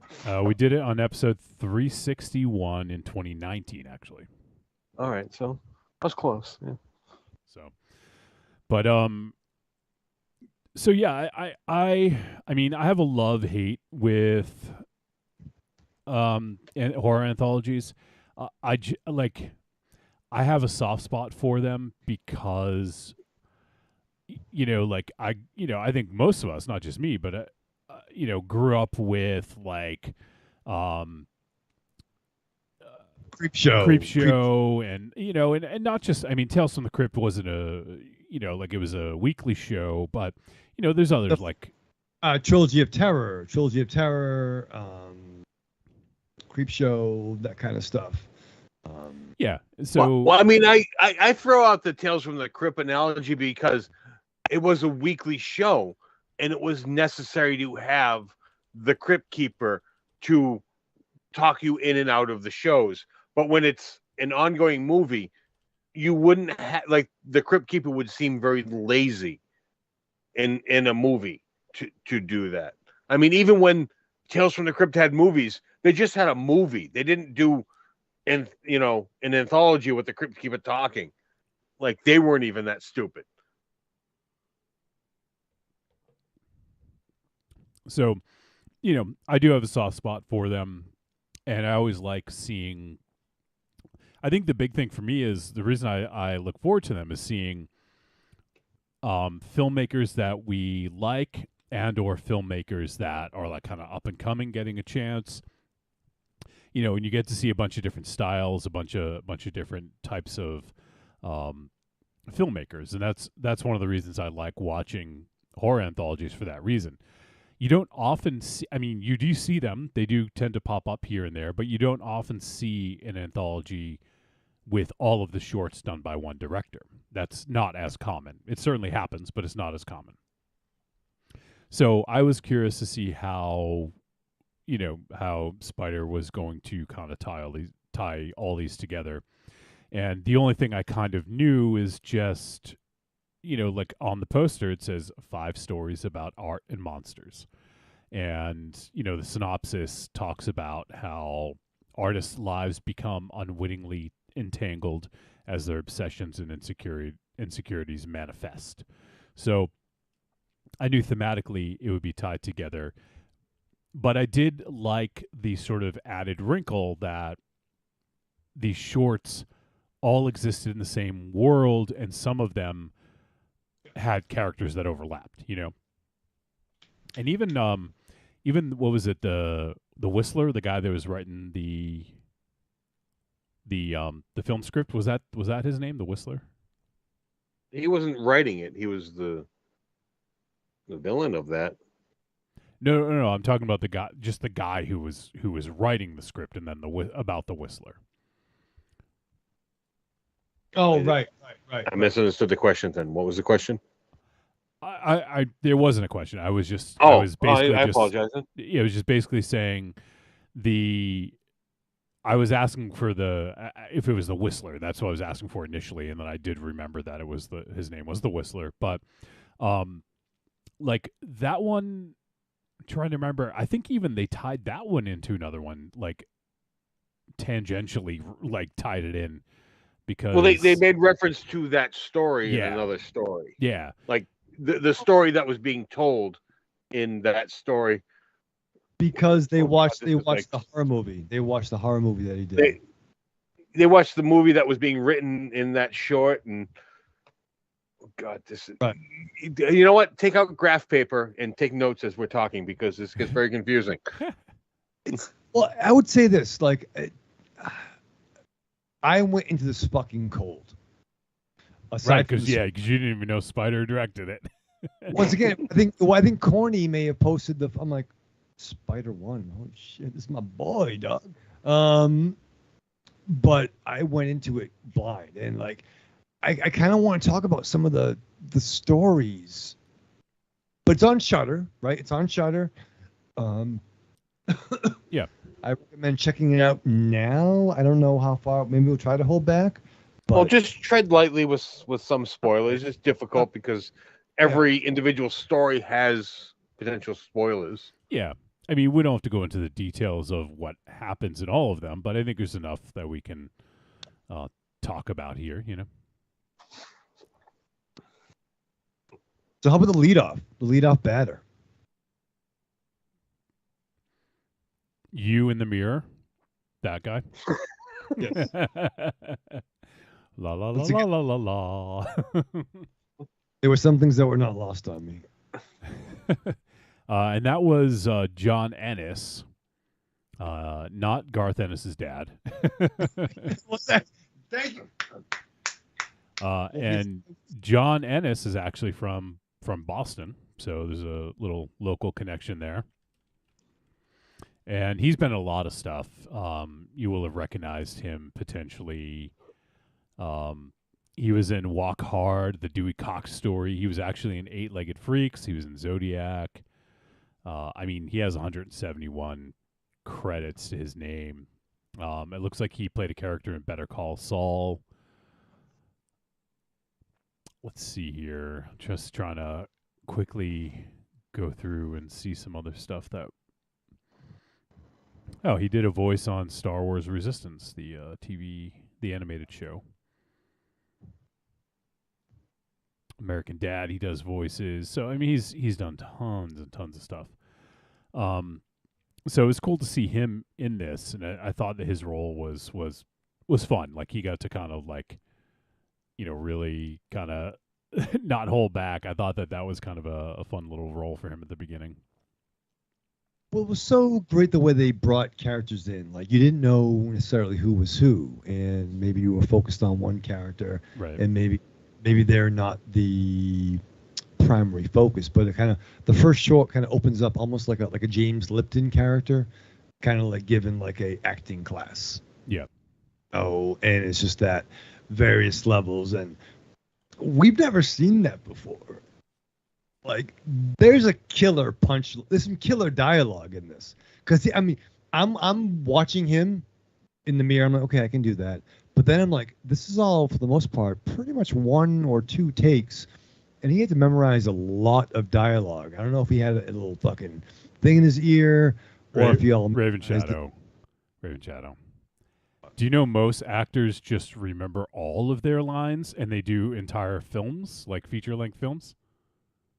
No, it's absurd. That's a lot. Yeah. So you think that? I mean, and I'm not putting down John Ennis, but you think like this is like a fucking Herculean task to remember what he had to do in this? I think he was like Hercules because that was a lot of dialogue that he had to do. It's their fucking job. I would get anxiety for that much dialogue. I would I don't know. That's a lot of words. I mean, you get paid to do a task. I'm assuming you're somewhat decent at it because you haven't had the need to find a new task. Yeah. I mean, once again, ego and reputation kind of only get you so far. You know what I mean? But yeah, but like actors, like memorizing, that is part of their trade. When they get old, they need the big cue cards, but they need to build a reputation. Do you think actors? Brando. Yeah. Do you think actors are like they have like a Serrano de Bergerac like in their ear all the time? I think that's a thing. That's a thing. A lot of people use that. That's a thing now. Yeah. When they're old and washed up, Bruce Willis in the last year was fucking just collecting paychecks and had a fucking earpiece in because he was sick and he knew he wasn't going to be able to work anymore. But that's medical problems. Don't make fun of him for that. I'm not making fun of him, but because of his medical problems, that was what it was. But he spent a lifetime building up a name so he could do that. If you walked into a fucking film like audition with an earpiece in, they'd kick your ass out. That's why they wouldn't see it. I would grow my hair back so they could cover it. Wow. That's a lot of words. I was impressed by the lot of words. A lot of words. A lot of words. He did his job. Bravo. You're getting like MZ. Speaking of MZ, this is all about suffering for your art, isn't it? In a way. Oh yeah, no, that's why I brought it up. You know, yeah, he got to kneel down. You know, motherfucker. And it's like, oh God, Jesus Christ, God damn it. That was that he. Oh, God damn it, you're very frustrating. You know what? That shouldn't frustrate you. Why? You're demeaning a craft. I'm not demeaning the craft. There's so many things you can get frustrated with me for. That's not one of them. The show's not even over yet. Yeah, I know. Imagine how it's going to be in a half hour. Stay tuned. I'm just saying that. I thought you said you can't appreciate what he did with that scene. You're assuming someone was talking in his ear or he was reading a cue card. No, I can appreciate. That's why I would have somebody in my ear. I have Cody. I'm like, Cody, bro, tell me what. I can't see the cue cards. Where am I? Why you go to Cody? Was that the last person you talked to? Yeah. And you'd yell at me, call me a motherfucker. I would. Learn your fucking lines is what I'd fucking shout at you. I'd be like, Cody, I don't know the words. And he'd be like, there's a lot of words. I'm like, I know. Can you just read them for me and then just say it in my earpiece? Brock would do that. But here's the thing. And you'd have to pay them half your money. Raven Shadow, when you act, you're acting, you're portraying a character. If you're reading lines that people are feeding to you, you can't act. It's in the moment. I'm doing that with my inflections, and I do a lot of things in my eyes. Come on. But knowing the words, that is how you act. No, if someone is speaking the words in your ear, you don't have the preparation to be able to act. Otherwise, all you're going to get, all the audience is going to get, is the same old Raven Shadow that does the same old move as he walks into a room. That's why I'm impressed by what he's able to do. I can memorize a script. I've done what do you call it in school? Projects. We speak in front of the class. I don't even remember how do you remember all your lines for Septic? I think, yeah. I was like, oh, yeah, I remember my hand gestures. But no, I've given speeches. I've given speeches in front of 2 meetings of over like 200 people in the room when I was coming up. No, I can memorize lines by just doing it over and over again. Yeah. But now I'm saying that I was impressed. And I was having a little fun. Maybe he needed an earpiece, but I think he's all actor, and he did a good job. Doesn't need an earpiece. Doesn't need an earpiece. Jesus. He does. He's right. We can all agree he doesn't need an earpiece. Because Then John, why do you say he needs an earpiece? he doesn't need an earpiece. I'm saying like I would need an earpiece. Listen. Oh, how did we even get here? I can't going on? even. You like.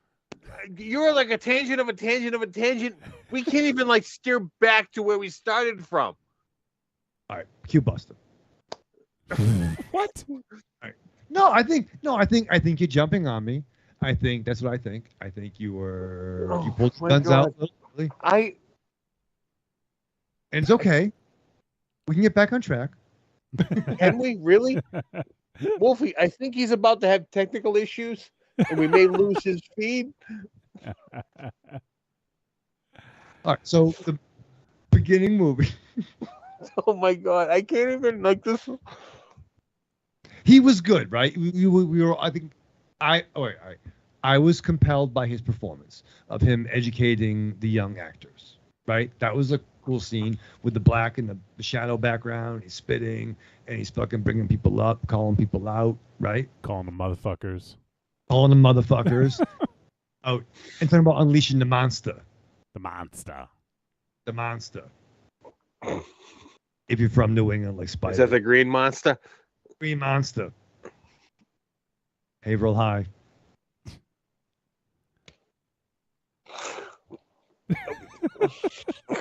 Motherfucker, just go. What? Where are you going? Can you just get to where you're going? I don't know. I tried going somewhere, but he yelled at me and called me a motherfucker. I didn't. I'd let you go, and then we ended up back at high school. I'd let you go, and we went backwards. This is not my fault. It's not my fault. They told me they fixed it. You literally went backwards. Well, to be fair, He's been going backwards for years now. yeah, definitely the last 6 months. That's fair. So it was a wild scene. So yeah, it's what do you call that with actors? Acting class. Acting. Evil Corny has a really good suggestion, and he says maybe Ollie can be on Raven Shadow's head like Rakakuni to help him act. Imagine having Ollie read you lines. It'd be awesome. It would just be. That'd be so much better. And then Ollie would wander away, and we can actually just talk. All right, so let's dive a little bit into this. So in this we saw there was actors, there was painters, there were sculptors, musicians, and is that all? Directors, writers, Spiders. Oh, the writer. Yeah. That's the other one. Yep. So we got sort of like got to see this from different creative angles, and I think a lot of it was interesting because these are like the muses that drive people, or the not just the fears, sort of their insecurities that come through, and this is sort of like a manifestation of that in real life, and i.e. allegory, of seeing these struggles come through, and I think I thought the first one was good in that it was a little confusing at first seeing the end of that one, but we do get some context later on, which I thought kind of in a way was like the opposite of like a rapper that you would get in a anthology, where it would ease you into the story and to give you sort of like context as to what will happen. And then at the end, you'd get like the thing, the big reveal or whatever. Where I feel like this one kind of went a little bit in reverse of that, which, it kind of ties it all together. And I think it makes for a nice sort of conclusion. But it did have me a little, I wouldn't say confused. It definitely wasn't confusing, but a little kind of wondering where it was going to go. Because after the first story, I was like, all right, well, that was kind of cool. It wasn't much. It was kind of like this cool acting thing where we saw the guy giving the monologue and all that, and asking other people to sort of tap into, because he had asked this actress to tap into herself, and he sort of gave her some motivation about what to envision, and kind of went about it her own way. And I thought the ending of that was kind of a neat way of wrapping that one up. Oh, good. I thought it was killer. I was along for the entire monologue. I was just totally riveted by what they were doing in the class. And then when that happened, I was fucking A. What's this movie all about? I loved it. That was a hook for me. I was locked in by that scene. So the end of the first one is what locked you in? Yeah, brother. Yeah. All right. Anything you want to add about the first one, Aries? Now, looking in hindsight to having seen the whole movie, I thought the first one revealed a little too much. And I think there could have been more at the end rather than the beginning. Yeah, you're talking about the whole movie or just that short? The whole movie, yeah. Okay, yeah. Because of it, that the fact that it comes around full circle. Yeah, almost like in reverse, full circle in reverse almost. Yeah, well, yeah. The circle can go either way. Clockwise, counterclockwise. Yeah, doesn't matter. Two ways, right? I was fucking riveted. I'm like, what the fuck? Now, I mean, granted, because of what they showed right from the get-go, I was on board. So, in my mind, how I'd wrap it up, I may not have been on board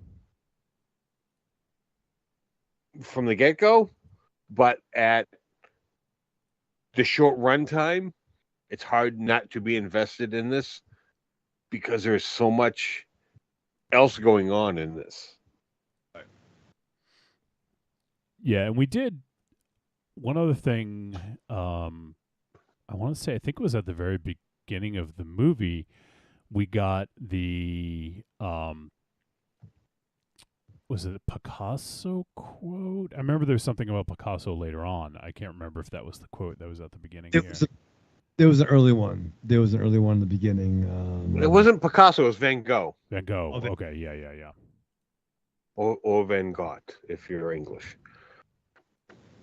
Well, pass the crumpets, old boy. We do have people that listen in England, and they may be cursing me. Big ups, Linus. Big ups, Uberman, wherever you are. People are concerned. I'm just saying that. But this sort of talks about, and we did get I think there was a Picasso line later when we had like the sculptor, I guess, talking about Picasso in his year and all that. I think it was that one anyways, but we got like a line about that later on. So in a way, this does tackle artists' struggles and and things like that, and it references famous sort of episodes of this sort of thing, Well, I mean, right from the get-go, if you're going to just reference Van Gogh, you're obviously referencing the artist's struggle. Yeah, right. I mean, that he is probably the most well-known of that tortured artist. Yeah. So, I mean, that's a good way to start it off too, is to reference that, because I mean, most people, if they understand art at all, probably know that. So but yeah, I thought the first one, it was interesting because I liked a lot about a lot of what they were discussing, like a lot of the sort of things that were happening in that monologue and some of the other people talking as he's kind of going through the class. I thought was pretty interesting in the way they tackled that. The next one, that one was relatively short. I'm trying to remember what the second one was now. That wasn't the writer, I don't think. Was it? I think it was the writer. No, I think it was the painter. The painter. The painter. Oh, the painter. I forgot about the painter. So we got the painter who is working on this sort of, not exactly a mural, but like a big piece. He's working on a big piece. It sounds like it's Jackson Pollock type thing. Yeah, he's been commissioned to do this piece, and what seems like his agent, or the person who handles his business deals, is calling him, because I think, what did it say, like on the phone, financial pig or greedy pig, I think is what it said, something like that. Yeah. So it's assumed that it's someone who handles finances or business decisions. Yeah, he's like, hey, checking in, just so you know, the painting's due today. The client wants it. Just want to see how you doing. Yeah. He's like, go fuck yourself. He's like, yeah, well. He's like, I'm almost done. Oh, well, yeah, keep doing it. I love you, buddy. Keep going. Yeah. Keep making some money for me, please. Yeah, so that just 100% represented, agent, like, keep him going, but keep him happy, Yeah. Don't get fired, but get the job done. Yep. And so in this one, I'm not going to say I didn't understand. Like I got a sense of what was going on, but once again, without certain context, I feel like it makes a little bit more sense after the fact. But we get, this guy is very, you could tell he's sort of like the passionate painter, like it's all about like the art of it for him. And like that's why when his girlfriend called, later on, he was like, acting, what is that? That's not even art. Like he's kind of putting down what she's doing, because to him it's not art. It's not true art, But like, hey, I have an audition. So I was almost very narcissistic. And also he's having creative blockage. Yeah. So he has his agent, for lack of a better term, busting his balls because this is due tomorrow morning. And then his girlfriend calls, hey, I'm excited about such and such. Yeah, well, fuck it, I'm this and that. Yeah, so he kind of definitely is a D. Right. Definitely is a D. The other thing is, I don't know if this is a part of this. I kind of bringing this up for discussion to see what you guys think, but I also feel like there's a part of, maybe he's a bit of a perfectionist and he's insecure about his art, because a lot of people who are perfectionists have insecurities in some ways, and like I wonder if he's just not tapping into something, or there's like imposter syndrome and he doesn't feel he's quite good enough, and he's really struggling with that and trying to figure out what it needs, like what his piece needs.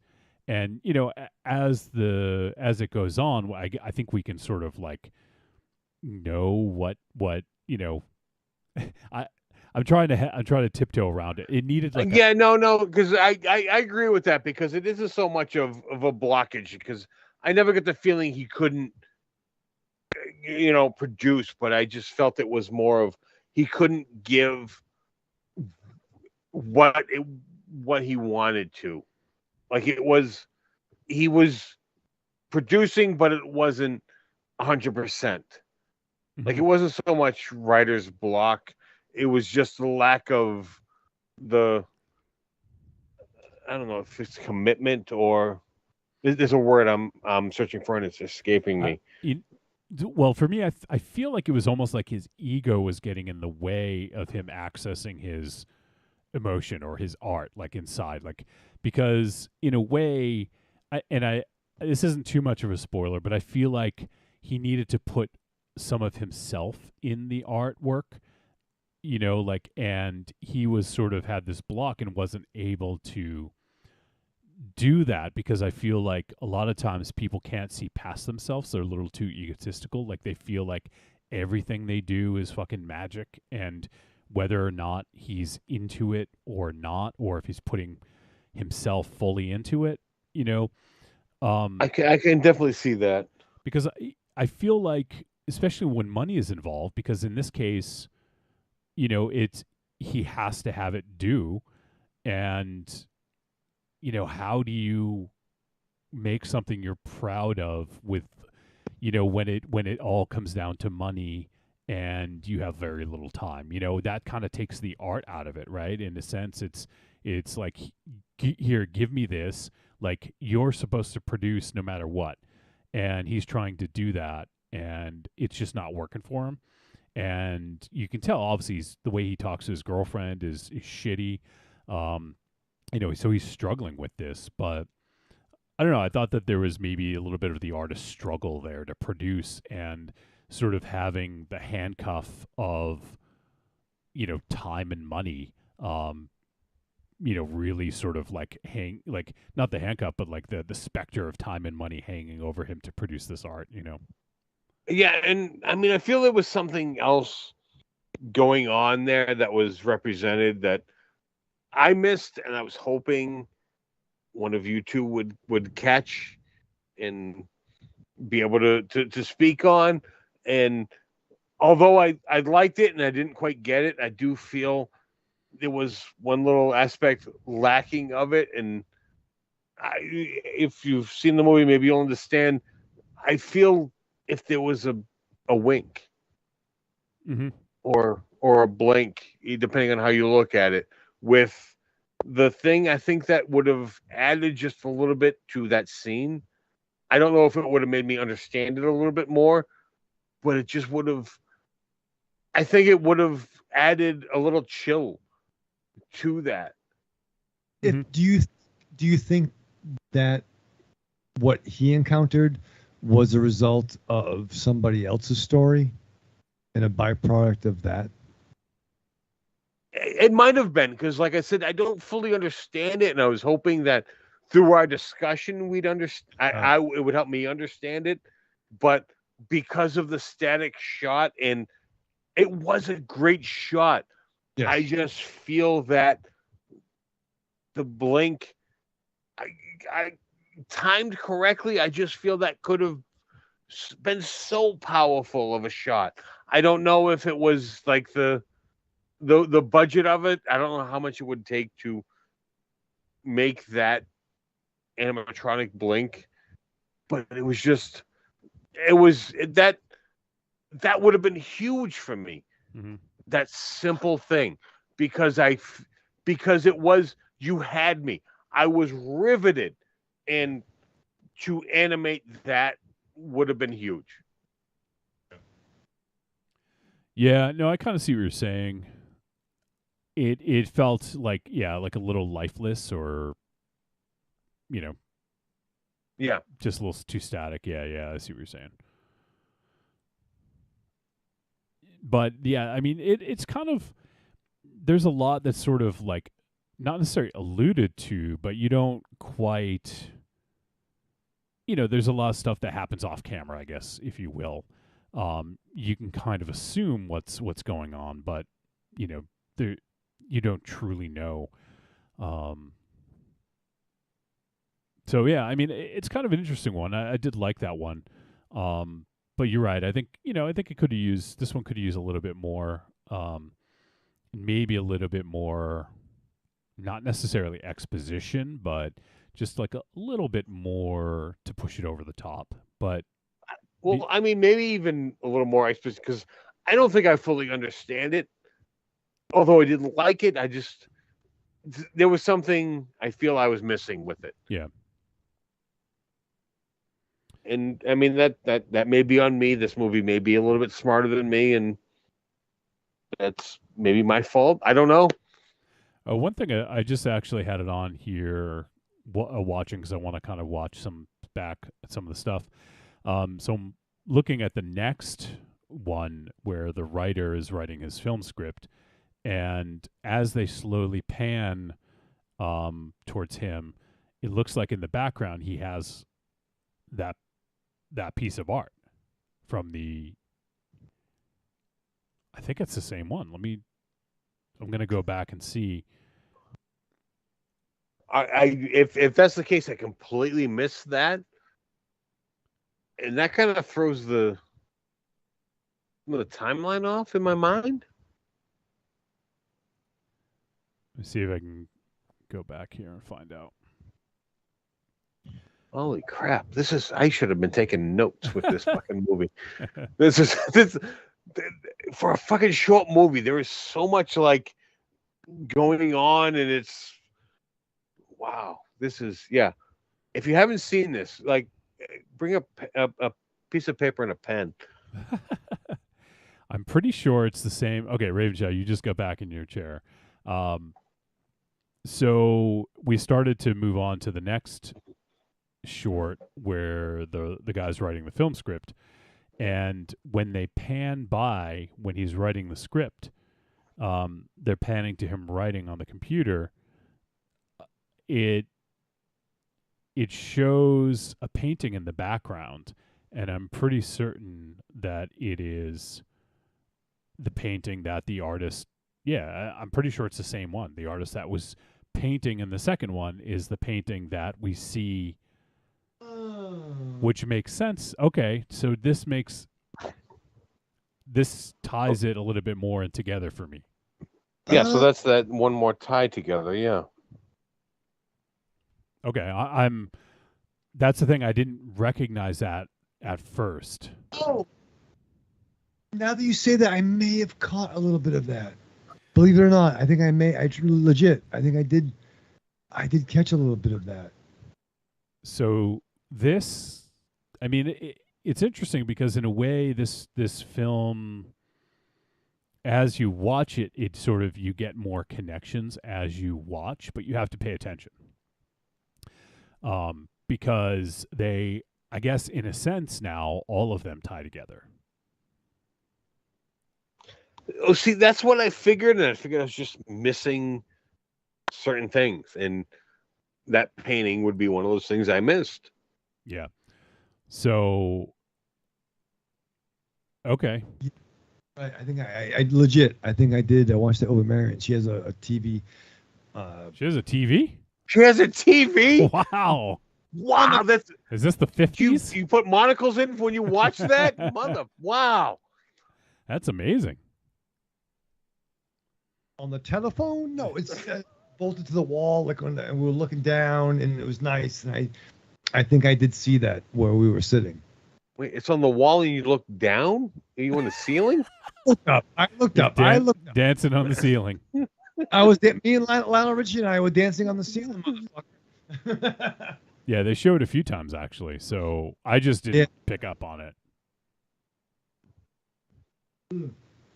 But yeah, okay, so that's cool. So, and I thought, for a low budget film, I thought that this was an interesting way of going about it, like having, the voiceover, and there's a lot of like Foley to sort of like highlight some of the actions of what he's writing in the film.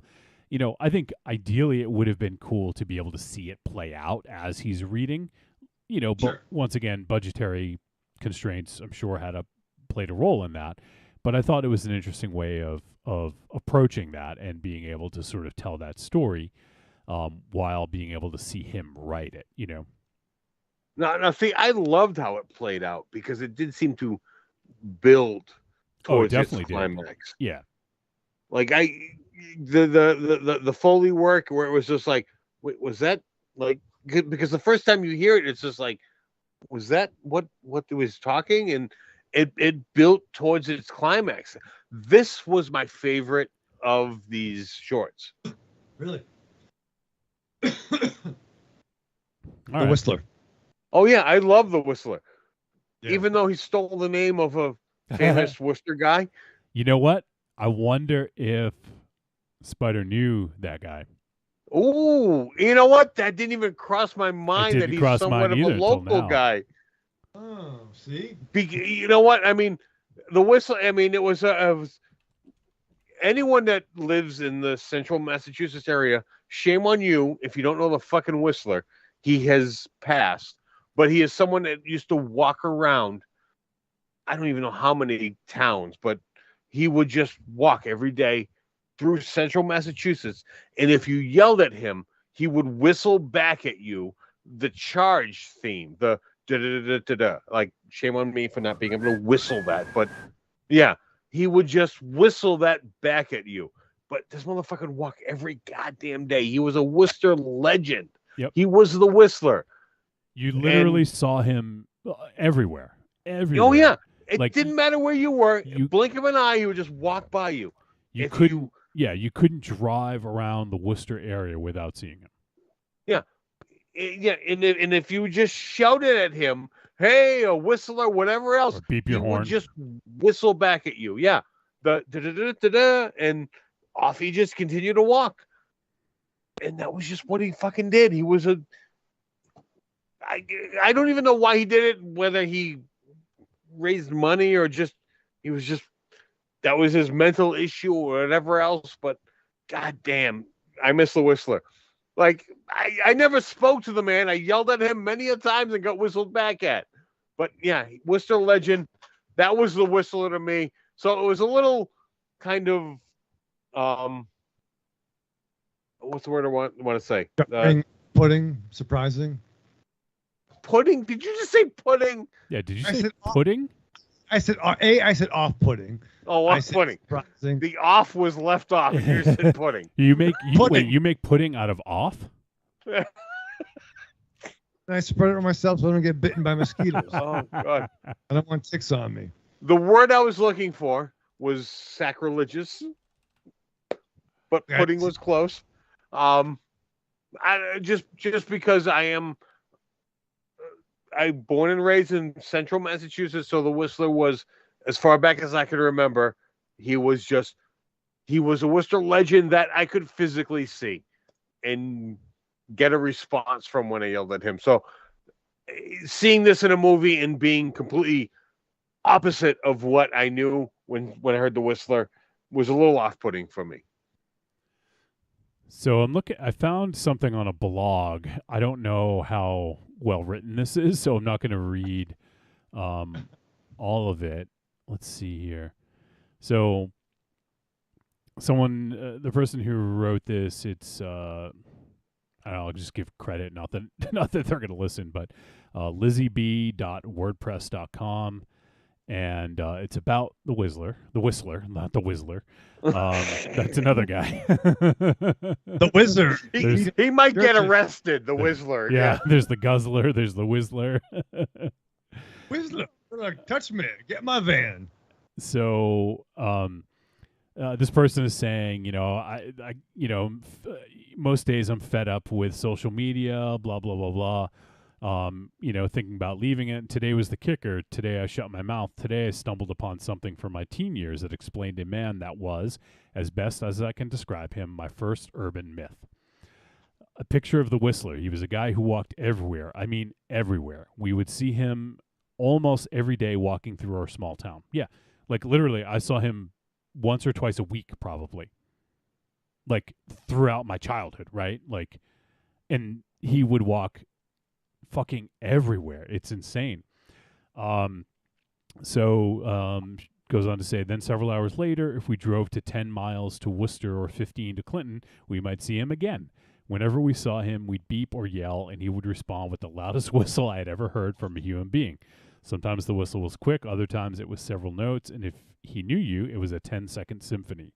If I was riding my bike or with a group of friends and waved at him, he'd whistle, then yell, "You're getting prettier every time I see you." Well, you couldn't do that now. But I never got that. he never broke his stride, which was faster than most people jog, and he was in fantastic shape, as you can see by this T-shirt, which gives his name and age.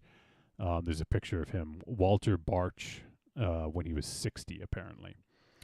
Let's see. He wrote his story on his clothes. Usually it was just his name, sometimes his age. He had one sign that said, "Hey," which made me think he liked the Fonz. Sometimes he wrote long paragraphs, so that was impossible to read because he was always moving too fast. It says, "This is a copy of the comments regarding Walter Barch. The photo was a TBT, or Throwback Thursday, posted by his brother. Comments in the italics are by his brother." Let's see. I'm just seeing if there's anything. Yeah, it's just comments of people like talking about him. Yeah, someone says Worcester's icon. Yes, yes, as a kid, I would love to see him walking down my street.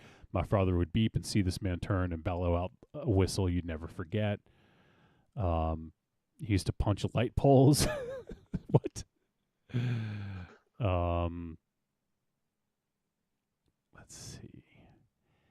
So I am curious. Like I'm not going to go through the whole thing here, but I don't know when he passed. I want to say he died. Okay, so I sorry, Aries, not to cut you off. Oh, no. If you know the date. It says, according to his brother, he died in 1995. I was so happy to be able to find out about him. He was a legend. So apparently he died in 95. That was actually earlier than I was thinking. Oh, okay. I was actually thinking like 98, 99, but that was the period where I saw him. I used to always see him at the same place. I'd go to the ice cream barn in Millbury, and he'd walk by. He'd be coming from Grafton and heading back towards Worcester, or maybe towards Auburn. I don't know where he'd go, but that's where I'd see him 90% of the time because he'd walk by where I hung out as a kid. Oh, okay. So someone actually says that on this that he was their uncle. Apparently he died at 73 of colon cancer. But apparently he was shot in Korea in the neck, through the hand and elbow. He earned a Purple Heart.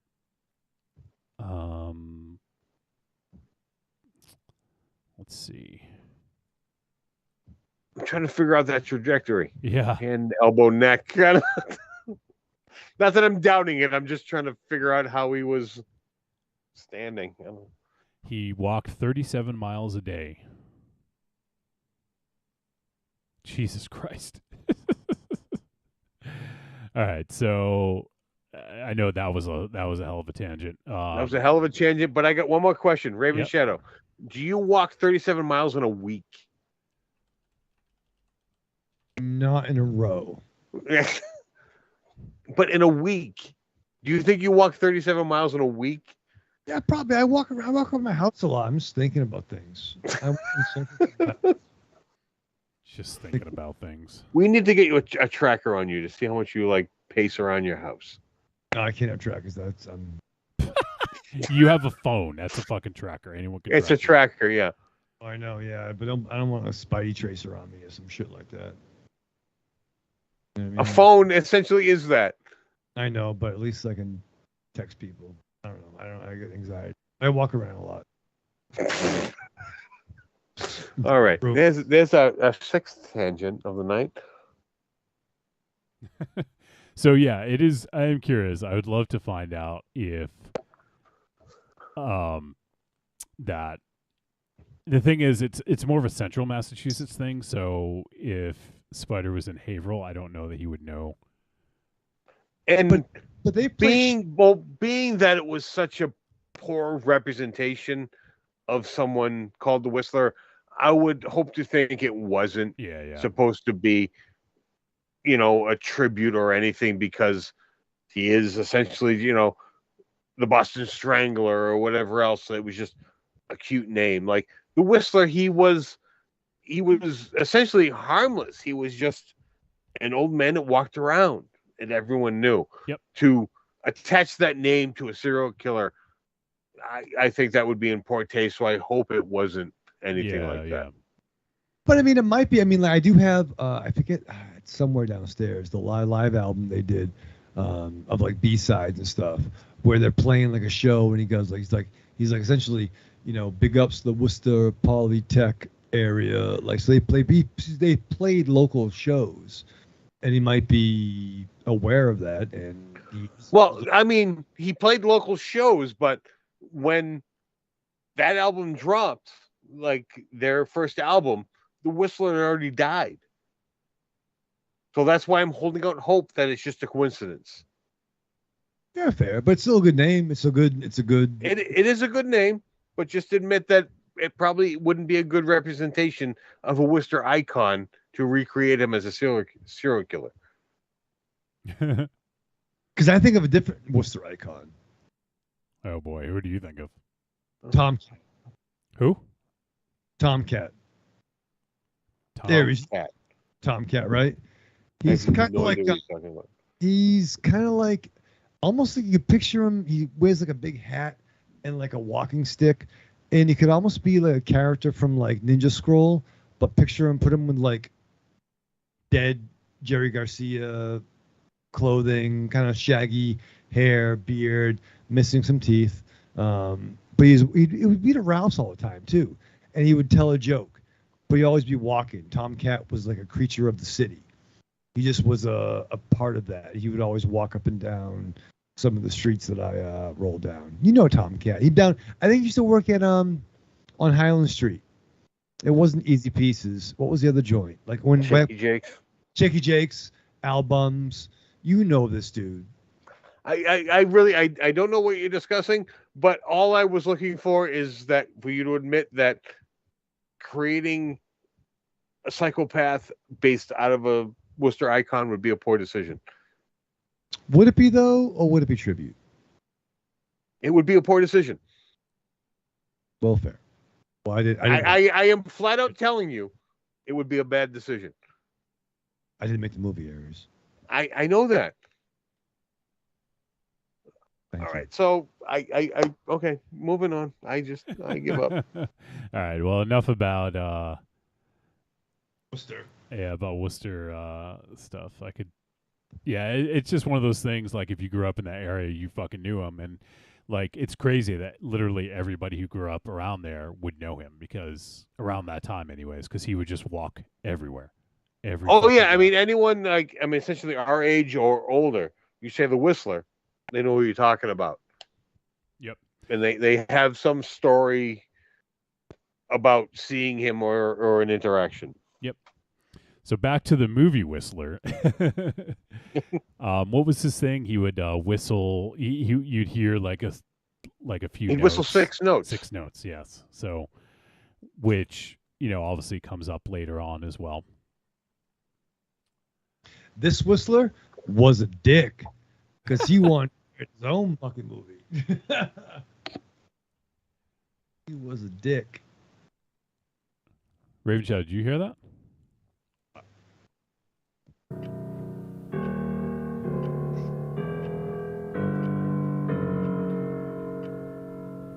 You hear that? I don't like it. No, I don't hear it. I think it's coming from your place. Yeah, it's from your basement. Yeah. Go check it out. Oh shit! It keeps repeating. I think, that's coming from your place, Raven Shadow.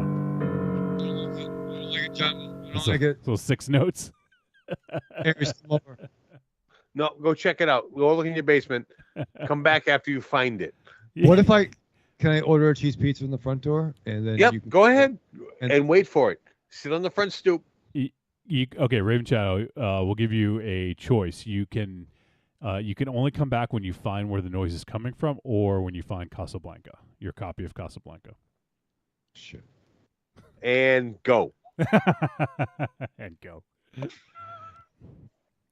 But yeah, I thought that this one was fun with the guy writing the script, and then all of a sudden, like, the Whistler fucking shows up, and is like, telling him what he's going to do. And, I just thought that was really kind of clever. Oh, he's such a likable guy. The Whistler? The Whistler is so likable.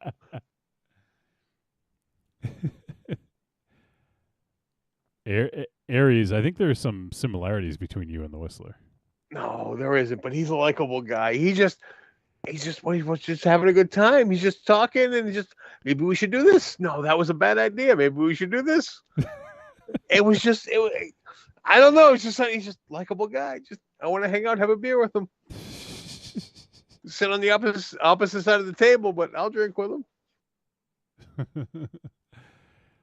I thought that this one was pretty fun, though. Kind of an interesting way of like, how your characters sort of, I don't know if run your life or ruin your life, is maybe more apt. But go ahead. Well, it's the characters write themselves, right? That's been something that's been a lot of writers. I think anyone's written even the limited stuff. I mean, I have heard that term before. Characters write themselves. They're so fleshed out, they write themselves. And I think this was kind of an example of that. It's like, this is how I would. To me, this almost seemed like, and maybe I'm looking too deep into it, so maybe your interpretation is a little bit more accurate. But for me, it's almost like this becomes, your art is all encompassing, and it's something that kind of takes over your life, literally. Like in this case, like the characters. I'm trying to think of a more eloquent way of putting it, but this character he created, was the death of him in essence, like the story, it didn't seem like he was hard at work or struggling to write the story. He seemed like he was having a good time and generally was like, yes, like all excited about writing it. So like, I don't feel it was like the artist where he was really agonizing over his art. This guy seemed to really be into it and he was kind of having fun with it. But yeah, I wonder. I mean, I think that's the thing about art, right? Is it's open to interpretation. So I think that it's kind of interesting. Go ahead, Aries. Yeah, as far as what Raven Shadow said with the character taking over, I mean, I think about what Frank Miller said when he was writing Sin City, where he said he never intended to kill Marv, but Marv got away from him. Mm-hmm. Like as he's writing the story, like he wanted to keep that character going, but it was just the ultimate decision that because of that character's arc, that was where the character went. And I think that was kind of the way that like a visual interpretation of that, where even though the writer was writing it, the character was ultimately in control of it. Yeah. And that was what they were showing. And I like the story before that, and with Raven Shadow's analogy of the character taking over, it just made me realize so much more of how much I like this story. Mm-hmm. Yeah, me too. Yeah. I think I don't know which was my favorite yet. I think the next one, I guess we could call her a sculptor. She goes on a date with the musician. That one I thought was interesting because it kind of threw me for a loop, because I thought it was about the guy at first, because he talks about being a musician, and then we find out the girl, shows off her Polaroids and talks about her art. So for me, it was almost like she was a sculptor of sorts, So I thought that one was pretty interesting. And I think one of my favorite scenes in the entire movie was when she's in the kitchen with the knife and she says, like, what are you feeling right now looking at me? And he's explaining what he sees. He's not explaining what he feels. And so she evokes an emotional reaction out of him by grabbing a knife and putting it to her neck and saying, "Okay, now tell me what you feel," because he was just explaining what he saw, not what he felt. By saying, "Oh, well, you're really cool, you're really pretty." Those aren't feelings, right? Those are descriptive words. But when she held the knife to her neck, he was like, I'm scared. I don't remember exactly what he said, but he was finally able to talk about his feelings, about what he felt. I'm uncomfortable. I'm threatened. Yeah. I do love the line, like, "Oh, you're a sculptor, like Demi Moore in Ghost." Right. Like, no, that's fucking clay, asshole, or something along those lines. Yeah. Oh, yeah. Essentially, she was like, "Yeah, how dare you compare me to that?" Yeah. I mean, I did like it, but I thought that it was just a little too telegraphed. Yeah, point A to point B, because they could have flip-flopped this a few different times, but like it just kind of went, point A to point B, where it just,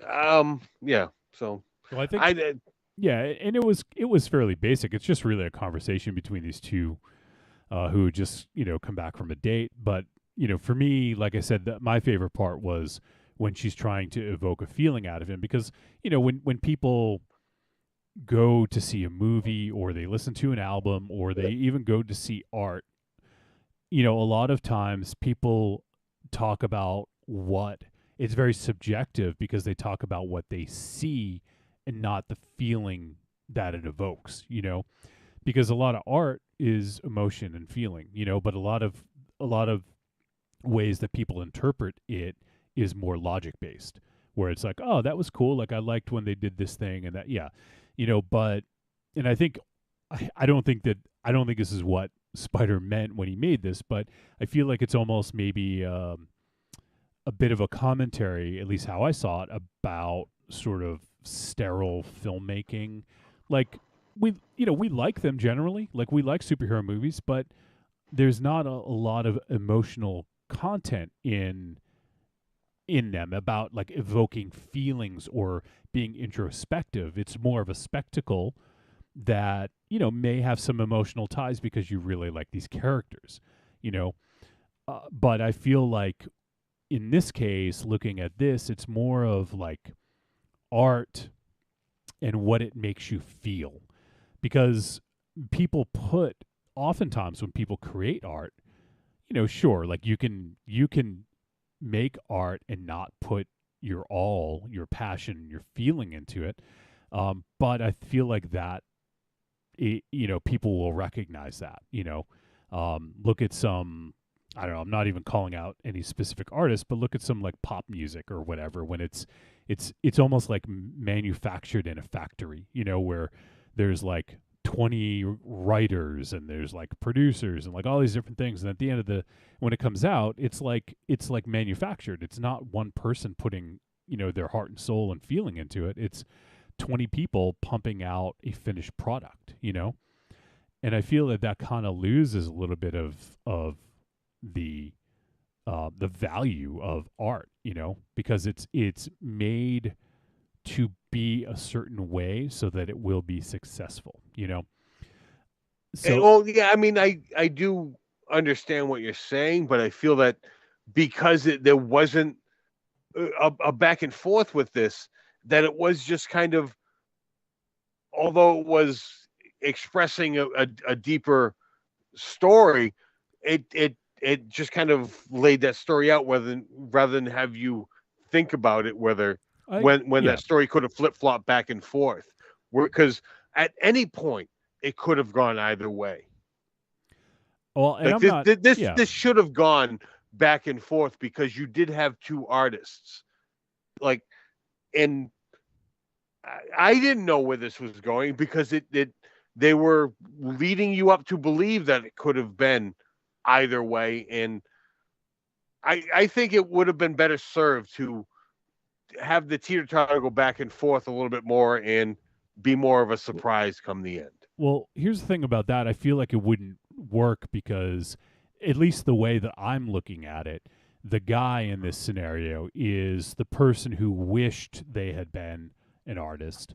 Oh, I wanted to be a rock star, but he never put anything into it. It was just like maybe a passing sort of thing. So he is critiquing, he is sort of like the critic. He's the person looking at this, and she is the one trying to evoke a feeling and an emotion. And he doesn't feel that. Like he just sees things for what they are, and he doesn't connect with them. And that's why I thought that this worked. If it went back and forth, that wouldn't be there, because she's trying to evoke, like, pull these fucking feelings, like, tap into your emotions, like, let me know what you fucking feel. And he's like, oh yeah, you're cool, you're pretty, he's not tapping into his emotions, and that to me is why he failed as an artist, because he couldn't do that. So that, to me, it's a commentary on that. Well, I mean, not to say that that's wrong, but on the same end of that, there are people that dive into that, like, you don't feel your art, but they are completely phony at the same time as that. And she could have been that type of person, where he could have merely been the type of artist that doesn't need to have the world know that he is that struggling artist, that his art speaks for itself. He doesn't need to verbalize that he is that artist. So it could have been both sides of this, and it could have been just a deeper level, and this could have been an opportunity to make this hour movie into an hour and 20-minute movie. Like, there are little things about this movie that they could have stretched out, and this is one of those opportunities where there could have been, potential with both of these characters to be this in-depth artist at the same time being this phony person. Well, I'll try to expand a little bit further, and I'm not trying to convince you. If that's what you wanted to see, that's what you wanted to see. But no. But in terms of, like, people, let's say people who critique horror movies, we don't call ourselves critics. We like to discuss films because we don't feel we have any special qualification to be a critic. We've been doing this for over 10 years now, but we are not critics. We are friends who like to discuss movies. And over the years, we've gotten to know a thing or two about movies. This guy represents that audience of, oh, I could do better. He thinks he can do it, but he has never done it. And I feel that that's what makes this duality work well between these two characters. She's out there,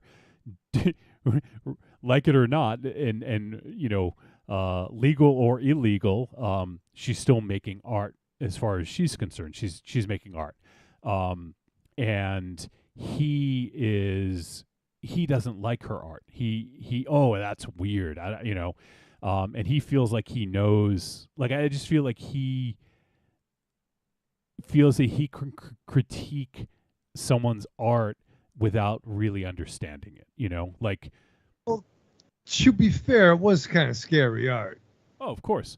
But I mean, think about horror movies. To some people, like a normal fucking God-fearing church-going person might look at horror movies and think the same thing. Right, look at Grimbro, or like D. Rook's artwork. Stuff like that. Yeah. It might be scary, it might be whatnot, but you're gonna appreciate the art form. However, they didn't really do well. Well, not saying that it shouldn't have ended up the way it did, but the fact that it could have had you questioning both sides of it, I feel was a little was a little taking away from what could have been a little bit better of a story. And that's, I'm getting one thing out of it, and I feel like that would have taken away from it, because for me it's a commentary on something else.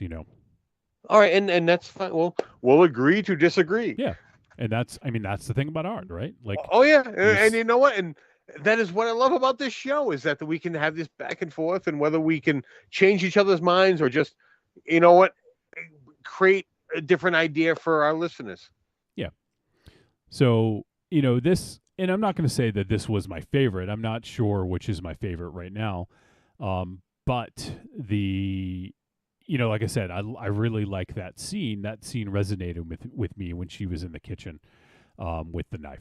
You know, like I just thought that was a really interesting, you know, tense scene. Oh, it was fucking super rough. We like, you kind of know, shit, dude, don't fucking do this. But you know what? Maybe you gotta take the risk sometimes. Just things like, oh, don't get the juice on my table. It's very expensive. I don't want wine stains on my table, brother. Oh, maybe it was a commentary on the Weinsteins. Oh, oh, Jesus! I'm just kidding. You know, put the napkins down, brother. Get a new one. Just go with it. But yeah, you're like, don't do it. Don't do it. Maybe you should do it. Just you gotta try. All right. Anything else about that one you guys want to bring up? I hated his couch. You hated his couch? Fuck your couch. Yeah. Fuck your couch. Stomping on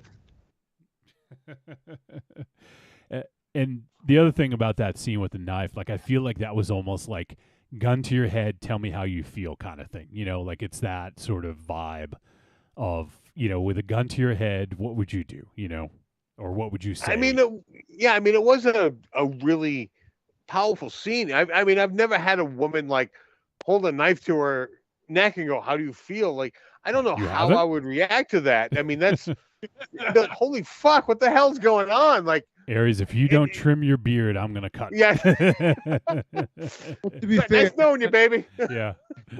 Not supposed to. It's not like, oh, fucking really? Well, we've all done that. No, we have.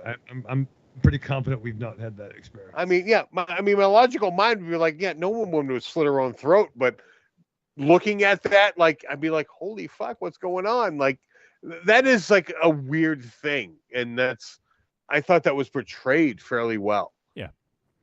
Not good. I do like when she left and then came back, though. I thought that was pretty good. You know what? We've all had that, like, where we walked away and we're like, motherfucker, I made the wrong decision. And, like, you've gone back. Yeah. Yep. Yeah. Or thought about going back. All right. So the next one, I do want to actually wrap this up. But no, the next one was they're watching the movie with the two, like, blonde women being chased by the big baby. Which... The worst horror movie ever that MZ would have loved. Oh my God, yeah. Would love it. I thought it was a pig for a minute. I thought he was wearing a pig suit. It's just me, and then the baby gimmick showed up, but he would fucking adore that. And I don't like grown-ups trying to do the baby gimmick, bro. I don't know, that's not. Well, I mean, it makes sense in the context of the film they're watching. Yeah, in the context of evil, but like still I don't want to relate to the fucking baby dude. All right, so we'll scratch that off your kink list. Okay. Baby. We're narrowing it down. No. Grown babies not on there. Oh yeah, not there. But I thought that this was kind of a clever way of moving into the next short, I guess. Like we see this, they're watching a film, and then that, in a sense, kind of branches off into a different short. So it's almost like we get like three stories, like all within this one. And, you know, this ends up being the one with the girl and her band. She's going to band practice, and, you know, the playing, and afterwards I forget, was it the bassist or the guitarist? I can't remember which, but probably the bassist. So he brings up the 6 notes, which we heard right here.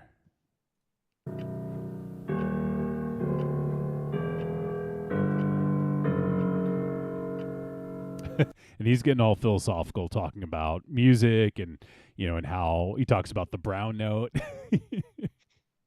That was the drummer that brought up the brown note. It was the drummer. Leave it to the fucking drummer. It's always the drummer for the. Yeah, they like butt stuff. But I thought that this one was kind of clever.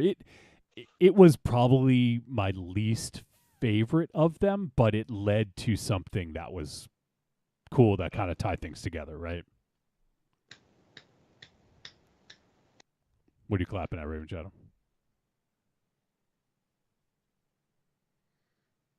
Things. Things and stuff.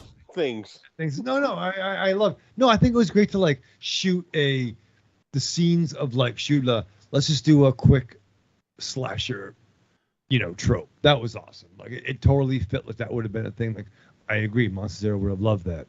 And then they're watching that on TV. So it's kind of a nice little work where it shows up, as it's going on, towards the end. Yeah. That was nice. And this is, so we get the actress from the first short is friends with the singer of the band, and they're sitting on the couch. Roommates, yeah, you're right. Sitting on the couch watching that movie, and then this is when she finds out she gets accepted to the acting class, the one that we see in the first short. So we kind of get a little glimpse into, what's happening with her, and then we also, in this one, we get the phone call. Her boyfriend is the painter in the second short. And I like that we got to see her side of the conversation, because in that one, we saw his side of the conversation. So I thought that was also a really cool way of showing this from different sides. And then we also find out how, like, the first one ended, why that manifested in that way, based on this short. So I thought that was kind of cool that it tied it together as well. Agreed. Yeah. I like that it tied it together. I don't necessarily like how it tied it together, or the timing of it tying together. But I think this is where the money went. This is where the money was spent. Some of this stuff. This is where like the effects were really done. Like in this short, in this one, I don't want to say it, but like as a result of the right chords, this is where the money was put. Yeah. I think but yeah, I thought, I mean, this kind of just added a different perspective. I liked that it sort of shifted the way you thought about earlier shorts a little bit. And that's always kind of an interesting thing to do, is to sort of subvert, or not really subvert, but in a way kind of like shift things a little bit so that you look at them from a different angle. And that's kind of what this did. Was now we see the other side of the conversation with the boyfriend, and we also see, sort of like where some of the stuff came from that ended up manifesting in the acting short, it, in a way, like I feel like that wasn't necessary. Like you didn't need a conceit to tie it all together. I didn't mind it. I didn't hate it, but I feel like it didn't necessarily need to have a thing that tied it all together. What do you guys think about that? I think it's better than a fucking lame ass fucking romperoon that just is a fucking space, dude. You know what I mean? Like, maybe the first VHS when they broke in and they steal the tapes and they show stuff, but like, there's some wasted fucking time. I think every one of these, this movie is like, it's actually 69 minutes, right? Am I right in the math? Yep. It truly is. So this isn't a super long movie, but I think every one of these stories could definitely have been an episode of Masters of Horror or Tales from the Crypt, or fill in the blank of whatever your horror anthology is. Make up a new one. Spider Presents, which would be fucking dope. You know what I mean? Like, this could have all been worthy of a 25 to 30 minute story, in my opinion. Mm-hmm. No, I think separating these takes away from them. The tie together, I feel, adds to them. So I'm not to jump around, but I think I agree. Like you didn't need, right? So, all right. So let me backtrack. I thought there were stories here that I wanted more of, but truly, if this was just a collection of shorts, I think they tell the tale as well. So why that might sound like backtracking, it's much like Jared Blinkhorn. You want more of it. Leave us wanting more. But I do agree that it was enough to fill the void, fill that horror kink, for lack of a better term, without nonsense and bullshit that you don't need to. I'm the projectionist. Right. Well, no, because as much as they are good stories amongst themselves, I don't think that if you just were presented with any one of these stories, I feel that there's just too many questions to make it a great story. Like the fact that there are tie-ins to the other stories, that is part of what makes the individual story better. The fact that they tie into all the other stories. And I would much rather that when we watch a lot of anthologies, and I'm pretty sure we'll watch 5 more before 2022. Well, I mean, I wouldn't say a lot, just a fair amount. And if you want to, play devil's advocate, the first story could be considered the wraparound. Yep. I mean, that was like a Reservoir Dogs diner scene. We're like, you know what? I'm good. I'm fine with that. Cue the music. That's the movie's over. But what I'm saying though is that a good anthology with a good wraparound works. I mean, just because we've had bad wraparounds doesn't mean the wraparound doesn't work. If you create a good wraparound, it works. True, yeah. I mean, I guess I just sorry, John. I can't think of the last really good wraparound. Maybe the movie we watched with the Kurgan, Clancy Brown, because he was interesting. But how many wraparounds are waste of space? And I want to hear a good one. Tell me a good one. You just said a good one. And they don't necessarily have to outshine the other stories. They just have to tie everything together. And if they are forgettable, then they serve their purpose. If they're bad and you remember them, then they do the movie injustice. A decent wraparound is like a decent score. It's kind of forgettable. It just kind of ties the story together. I hear you because I think because we're force fed that. That's what we're supposed to expect in anthologies. But like, I would rather connective tissue and a little bit of a. Once again, I mentioned the Pulp Fiction thing, and I'm not saying this is the apples to apples comparison to Pulp Fiction. Because it's not remotely the same. Well, that's exactly what I think I just said that. But like, I think to tell stories out of order, to have some of that, oh shit, this is why they're wearing the short pants. Oh shit, Butch. You know what I mean? Up his ass. You know what I mean? Like, there's a lot of things going on. We saw Pulp Fiction in theaters. Yeah, but I don't understand what you're saying. Thank you. I don't understand why you're saying a decent wraparound is just kind of forgettable because it blends into the good movie. You don't remember every aspect of a good movie because the decent aspects just tie the good movie together. And that's what a good wraparound should do. But we're getting some static, but I like the fact that I liked seeing, this is who they're talking to. I liked that interconnective tissue throughout this. I thought that really worked for me. And I'm not trying to disrespect that. I'm just merely saying that a wraparound shouldn't just automatically be considered bad. Because a wraparound done good is good because it serves its purpose. It doesn't need to outshine anything. It is designed to move you to the next tale.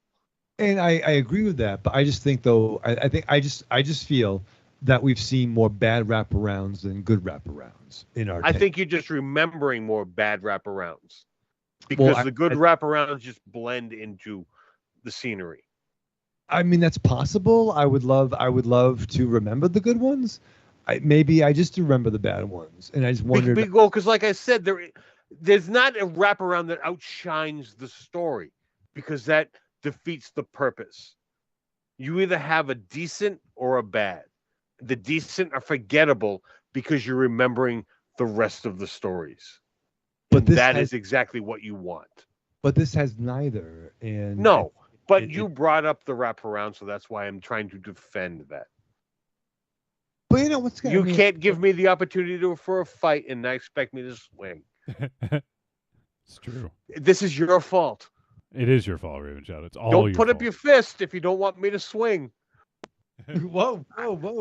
Hey, that's the nature of the game. And I'm sorry for anyone listening to that pissed off. You put your fist up, I'm going to swing because that's what I do. Rocky says that music makes my brown note rock. And he says, "Fuel of the Deuce," the little-known John Williams piece. Like Duel of the Fates, Fuel of the Deuce. Duel of the Deuce. Duel of the Deuce. Like it's brown. Yeah, perfect. Great. All right. I do want to wrap this up because we have been talking about it for a while and we still have some voice messages to get to. The end. We kind of talked about this one already and how it sort of relates a little bit. Was there anything about the end? Anything else about the end you guys want to bring up? Mainly that I thought that there was too much exposed in the beginning, and I thought the end some of the beginning could have been in the end, and the end could have shown you more. See, I personally like this because I didn't know that they were going to connect it, like to the degree where the guy writing the film script, I didn't even notice the painting the first time I watched this. So, but now looking at it, I like a movie that shifts the way you think about what happened earlier, and this one does that. By the way, Raven Chow, are you hearing static? Yeah. Okay, don't touch anything because it's really just your connection. If I disconnect you from Skype and reconnect, it always has been fine. So do you want me to do that, or can you? So you don't hear static from me? Not right now. We heard a little bit a few minutes ago, but not right now. Don't move. Don't breathe. We'll be right back. Don't breathe. Are you okay like this, or do you want me to fix it? No. As long as I'm not staticky, I can make. You sound just the same. You sound perfect. You sound like shit. You sound like Johnny. You sound like you hit the brown note. Aries just give me anxiety. I know. I don't know why you said that, Aries. It's my gift to you. Not a gift. I want to return it. I didn't give you a gift receipt, so you're stuck with it. Fuck. All right. I did like the end of this, though. I thought that it was really tense, especially when she hears the music, the singer girl, the roommate. Yeah. I thought that was a really kind of cool, tense scene, and that whole scene where she's talking to her roommate after she wakes up about like her monologue. Oh, it was really bizarre. I thought it was really kind of interesting. So agreed. So agreed. I think the end of this maybe it's the strongest.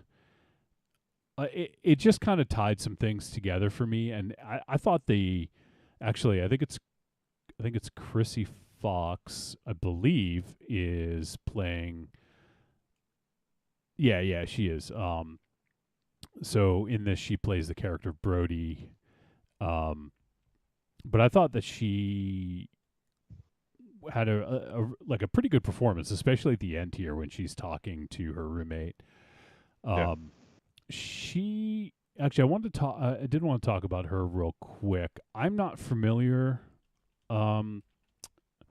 with her, but she is also a musician. I had actually wondered. I couldn't find out, but I'd wondered if Chrissy and Spider are an item, or at least business partners. Oh, because at the beginning it said Spider Fox or Spider.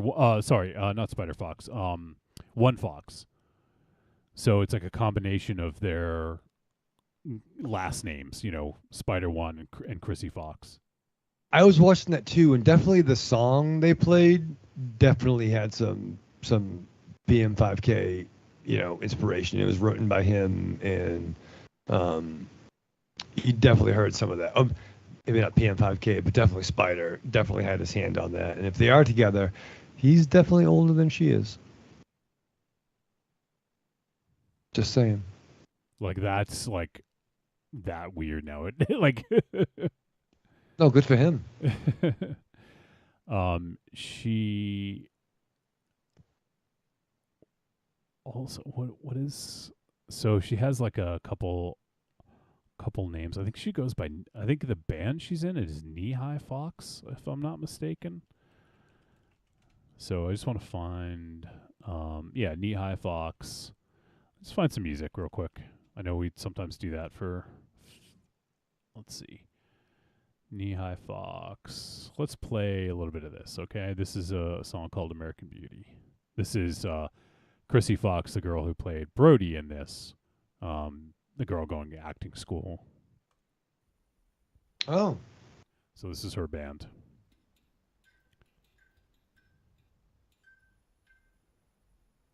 All right, it's called American Beauty.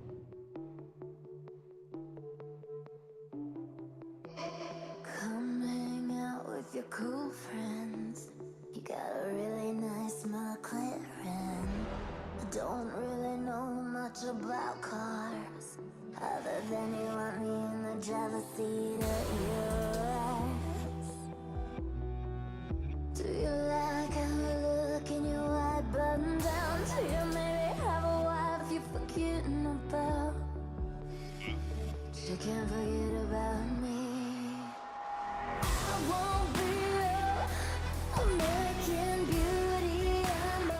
All right. Just want to play a few seconds of it. I don't really know much about Knee High Fox. I think I've heard the name before. But yeah, so that's her band, and she's also obviously been acting as well. Here and there. She was in Underworld Evolution. And she's been in a few other things here and there, some shorts and some TV work. So it's pretty good. That wasn't the roommate. That was the girl who was in the acting class. Correct. Yeah, not the roommate. Yeah. Oh, interesting. On their website, at the top of the navigation says home, bio, dirty pics. All right. I think it's just I think they're just being tongue in cheek. I think it's actually band photos. Yeah. Or like pictures of drum. Well, like the guitar picks. Guitar picks in the trash. It says Knee High Fox is an alt insanity band out of Los Angeles. Singer Chrissy Fox is a front woman with the kind of energy that takes you on a roller coaster, both on the band's recordings and at their live shows.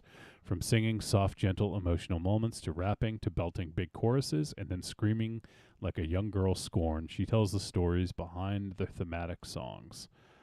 It's a long. It's a long bio, so I'm not going to read the whole thing. But last thing I'll read is Knee High Fox have been touring since 2014, extensively headlining and with acts like Marilyn Manson, Power Man 5000, Head PE, Theory of a Dead Man, Orgy, etc. So, good. I'll check them out. So there you go. So yeah, so I don't know. Like I said, I have no idea if they're either business partners or maybe actual partners. I'm not sure, but. But yeah, they're also working on saw their next film is, let's see, Bury the Bride, which I mentioned earlier, which started that other tangent, and it's written by Chrissy Fox and Spider One, and Spider's directing it, and Chrissy starring in it. So I hope they're a couple. That'd be fun. Really rooting for you guys. I'm totally shipping them. I want them to get together. Jesus. They can work together and not be a couple. Yeah.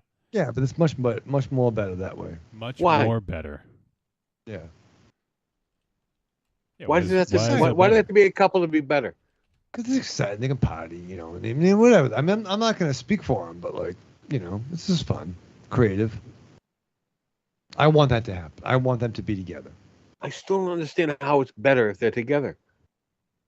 I don't know. You could ask them. I'm asking you because you're the one who wants them together. I just think it would be better. Why? The same reason I think it'd be better if you were over here right now. So completely absurd reasons. Okay. Yeah, just why don't we just hang out? Should we be together? We can get cheese pizza right now. What do you think of that? Are we gonna be together? Yeah. Are you gonna be the little spoon? No, not weird. No, I got couches. You know what I mean? Like, it's fine. All right, Q Buster. Yeah. Yeah. I think echo.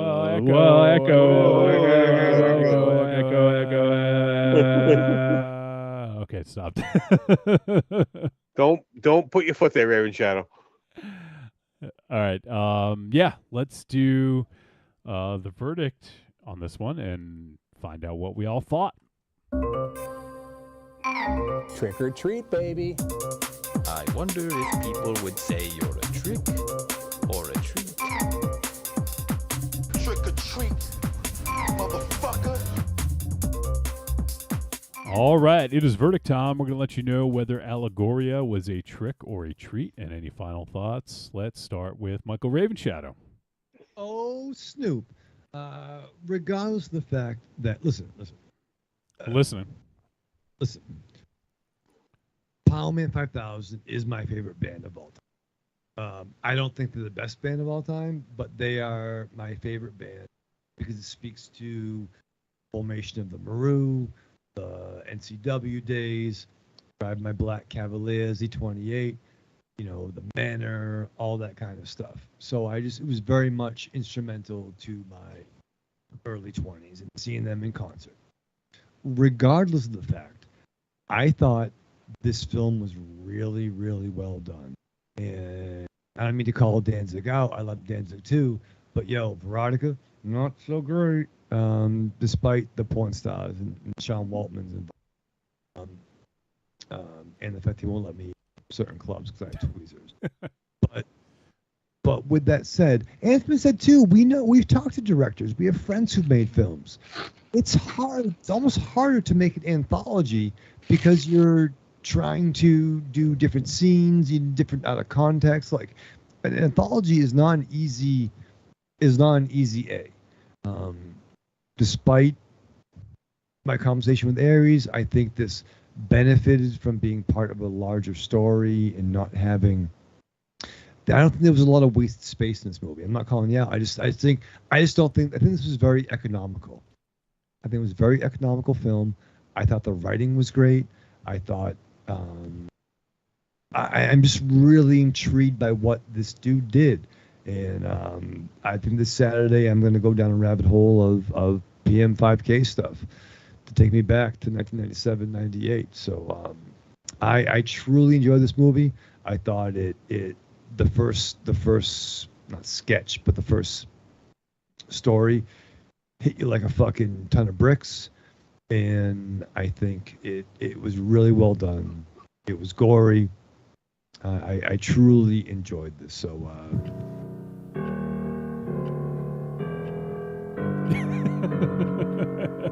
it's coming for you. I'm so fucking scared right now. Aries, come over. Treat. All right, Aries, what's your verdict? Yeah, I'm not exactly sure what he's talking about with our discussion with the when he called me out. I don't know what he's referring to. But as far as the filming of the movie, it's a movie. They don't necessarily film in order, regardless of whether it's a start to finish or non-linear. They're filming scenes. I don't think that makes it any more or less difficult. But this movie, this definitely had a lot of good going for it. I think that they gave a little too much in the beginning to try to hook you in.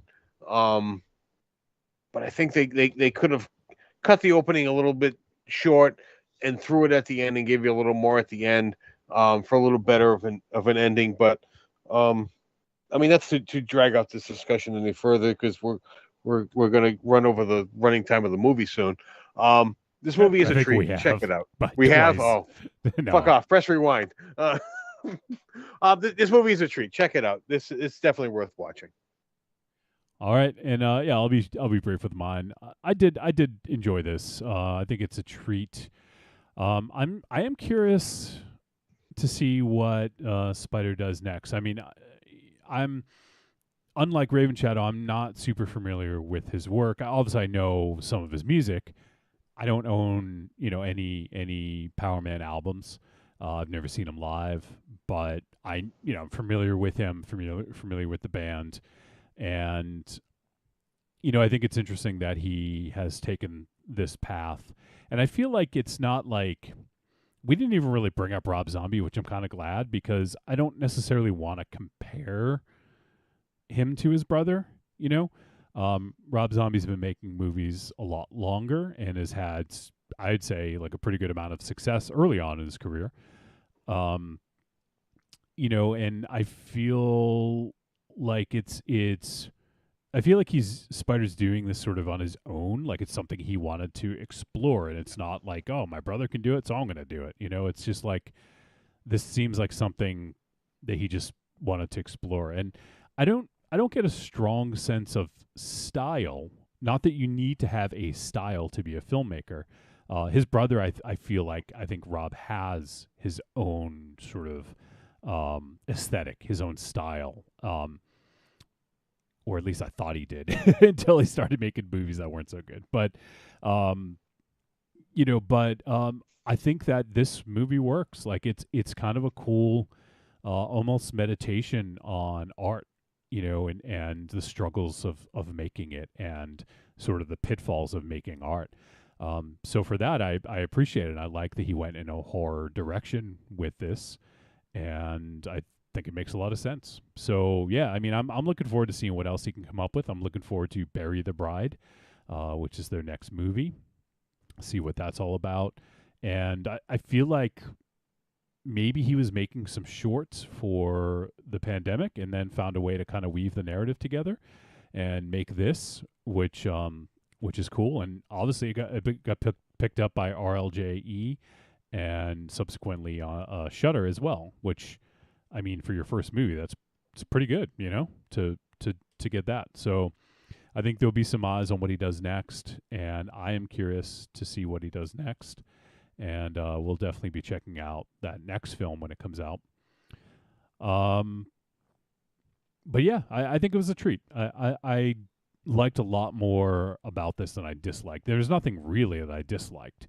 I think that in some ways it felt like a first-time feature filmmaker, but I feel like with additional reps and some more, just more experience, I feel like that'll, he'll find his style, he'll find his way of making movies, and I'm looking forward to seeing what's next. So there you go. Now, I'm curious, where is the line drawn between a short and a feature? I once knew this and I forget. So there is a definitive line in this, or is this all in the eyes of the viewer? So this, I don't even know what the site is, but in order to be able to refer to the term feature film, let's see. Actually, this is a little bit long and winding. Okay, so the characteristics of a feature film, they have a duration of 30 minutes or more, feature films longer than 45 minutes. Okay, never mind. This is not what I was looking for. Let me. Okay, so this says there is no standard. Okay. We got your money. Fuck you. I mean, I'm not trying to pick a fight here or anything. I am legitimately curious because this definitely isn't a short, but it runs short of what I would consider a feature film. I don't know where this would necessarily lie. Yeah. I mean, I would think a feature is at least 60 minutes. Well, this runs over the 60-minute mark. I think a feature runs closer to the hour and a half mark. I would agree. I judge movies that fall short of the hour and a half. I tend to like, why can't you come up with an extra 5 or 10 minutes? This one coming up, yeah. I did find a bit of a definition. So it's classified differently by different organizations. So the Academy of Motion Picture Arts and Sciences, which they do the Oscars. So this article says, which in many ways can be considered the greatest authority on this matter, qualifies a feature length film at just 40 minutes.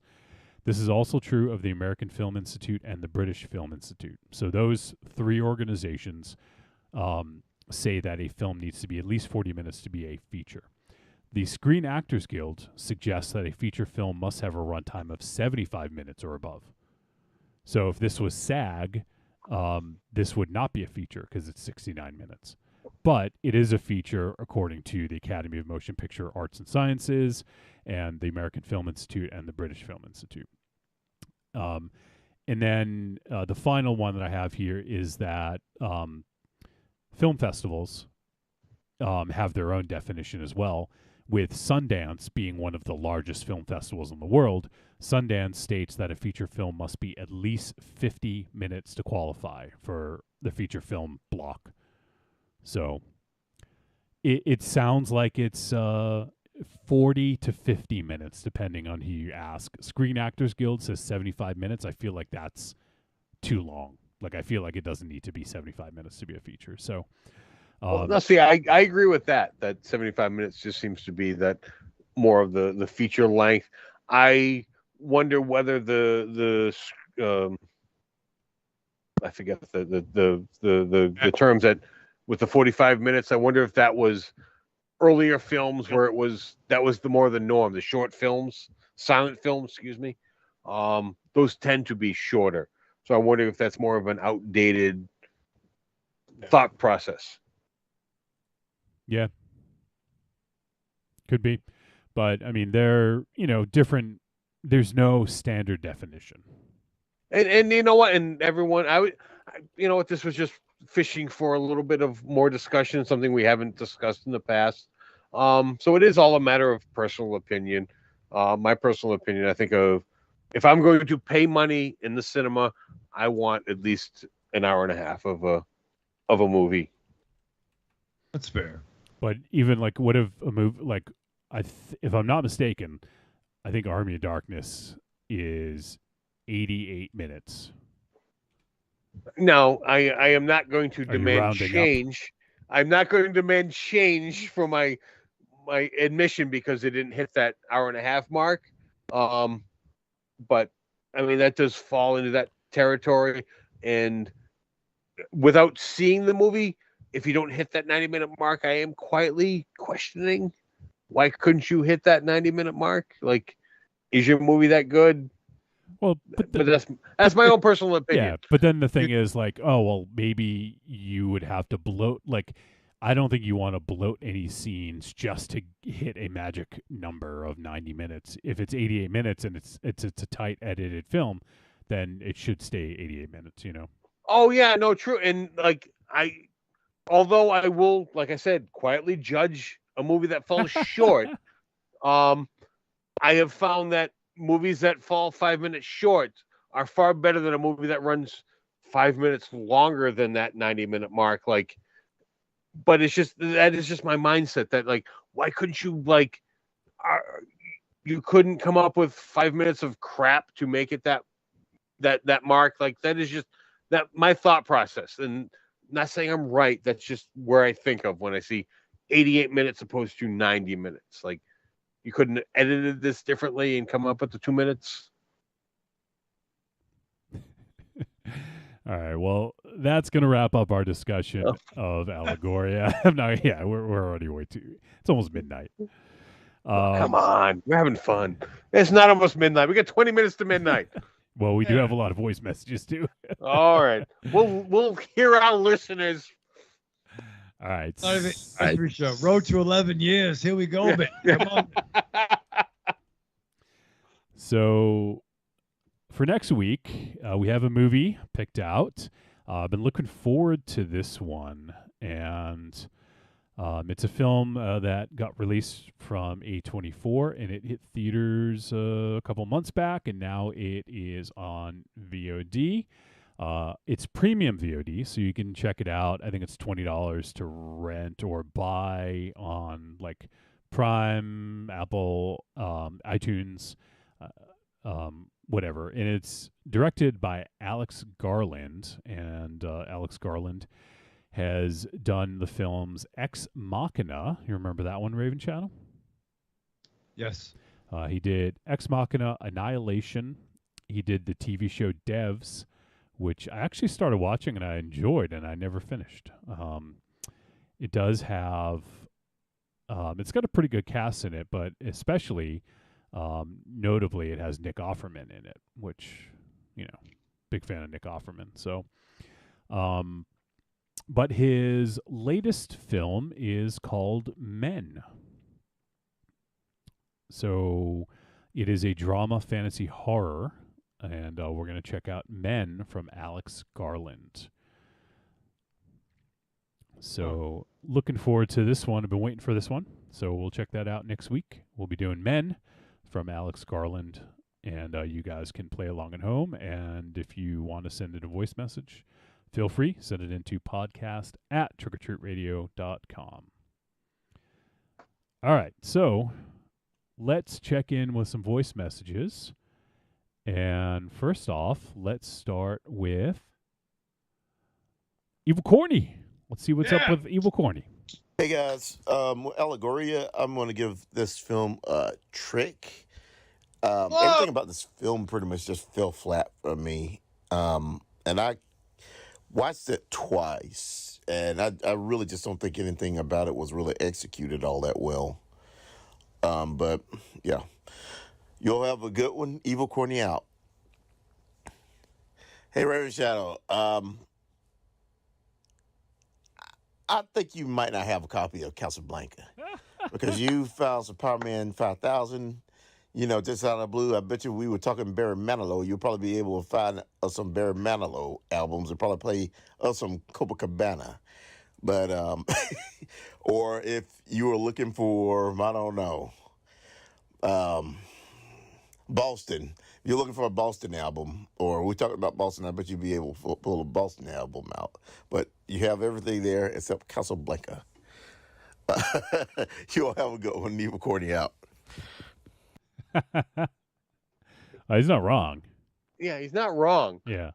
Oh, it's fucked up. That's fucked.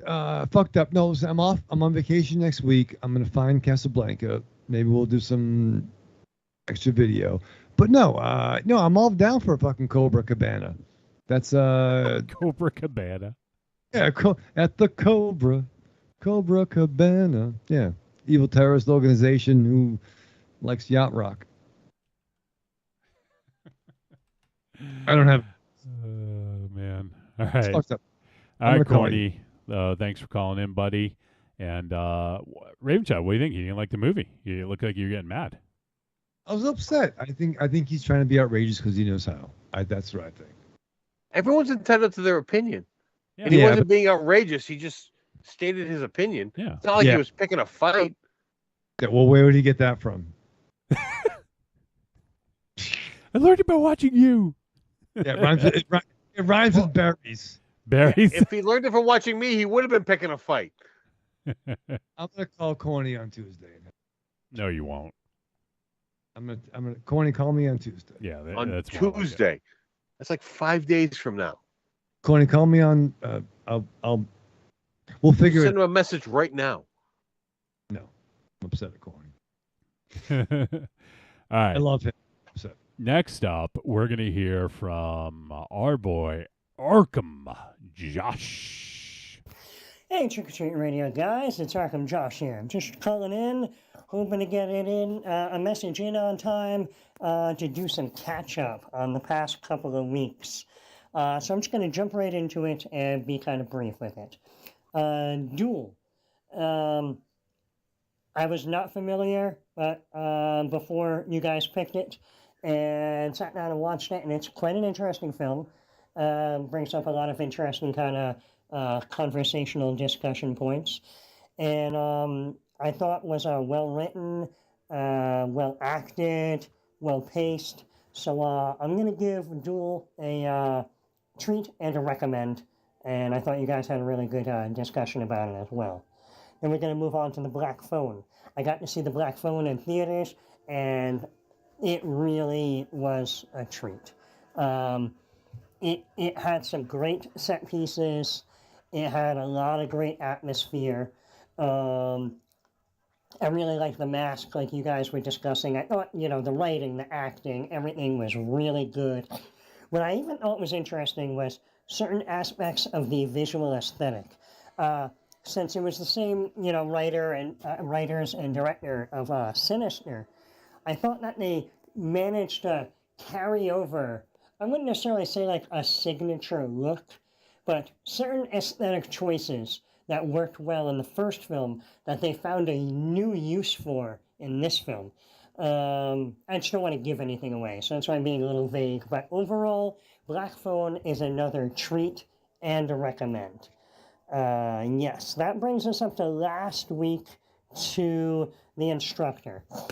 I'm kind of in the middle of you guys, because I love me a bad movie. And this movie had a lot of elements that were a lot of fun. But I also kind of agree with Aries, when he pointed out like that sometimes there are reasons why these films kind of get forgotten about and left behind. And for as much fun as parts of this are, a lot of the rest of the film is really a slog.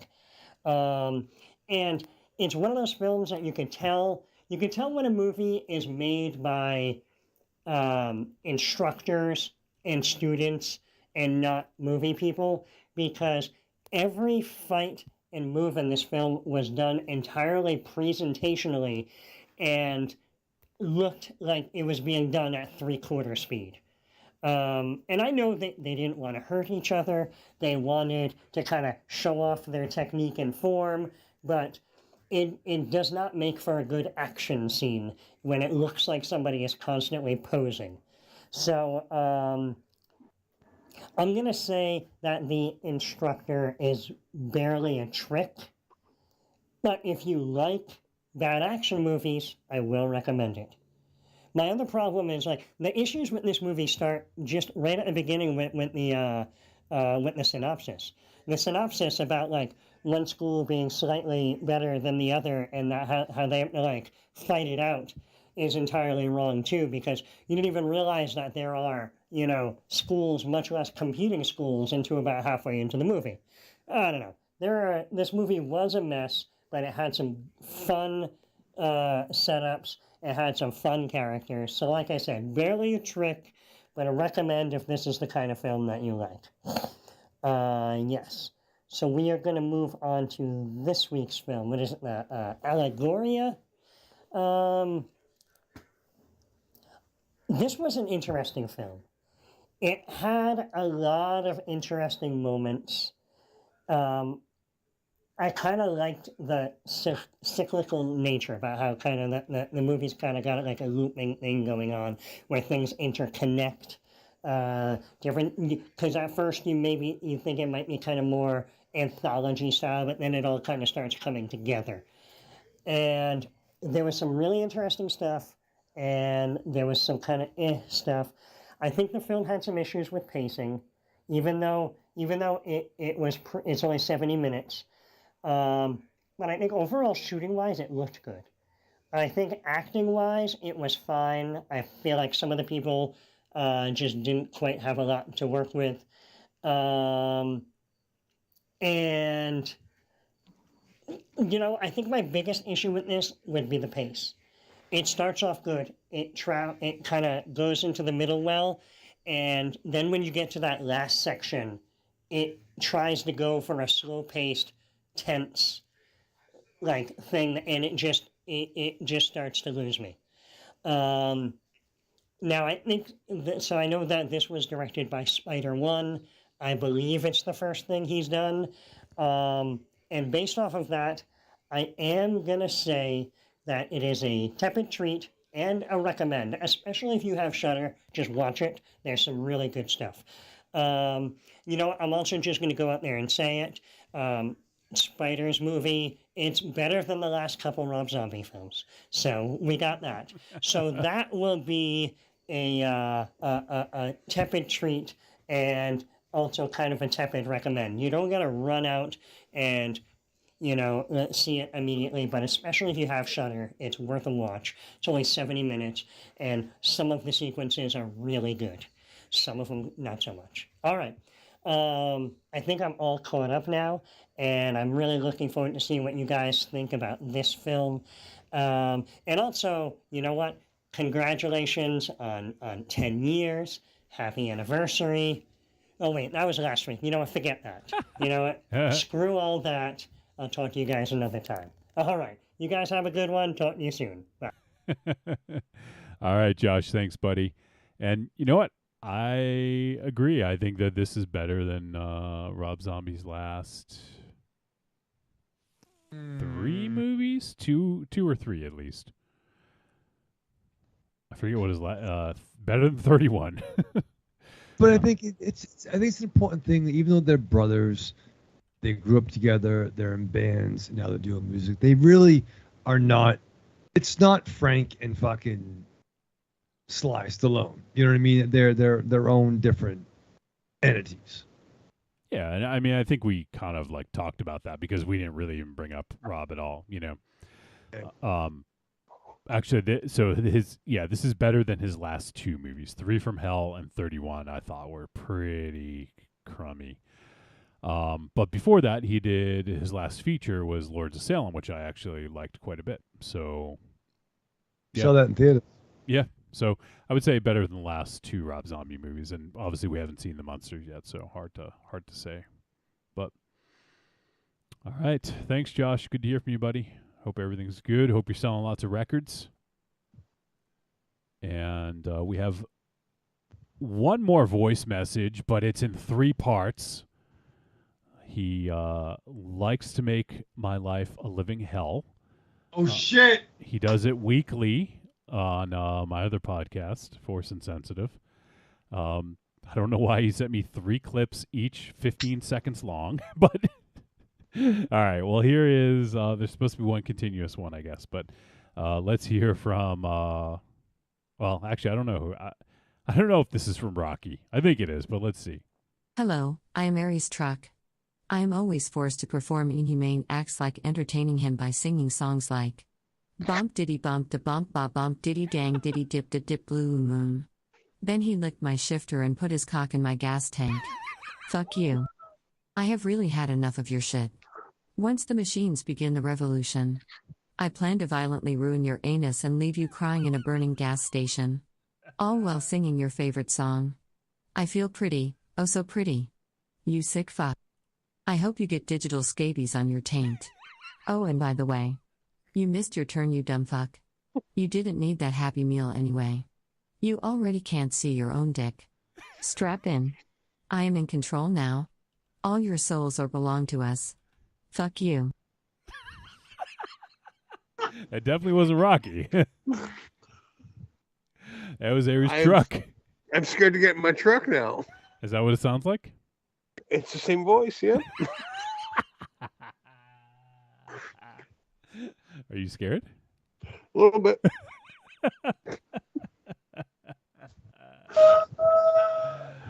Oh my god! I recently discovered that if I get a message, I can touch the screen and it'll play the message.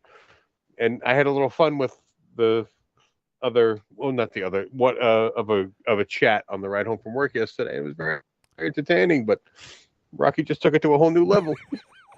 Yeah, the Quarantine Titans chat. Yeah. It was that. Your truck sounds like a sexy kit.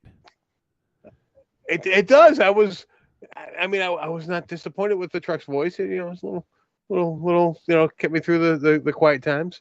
But now I'm terrified. Aries, can you bring me to work tomorrow? No, I'm walking to work tomorrow. I'm not going anywhere near my truck. Let Raven Shadow have your truck. Let's give it to him. Trade Raven Shadow. You can get rid of that car you hate. Yeah, good. Yeah, Aries don't want my Hyundai. Does it talk? Because I don't think I want a vehicle that talks to me now. It does, but sometimes it drives when it shouldn't. Drives when it shouldn't? Yeah, it's a bad It's car. a self-driving car that's not supposed to be a self-driving car, right? Yeah, I don't know what it does. It does. My truck tried to kill me. True. Apparently. It did. Well, no, it has that lane assist thing. Oh, I went to drive. Yeah. I went to drive around a UPS truck, and because I crossed over the double yellow line, it pushed me back.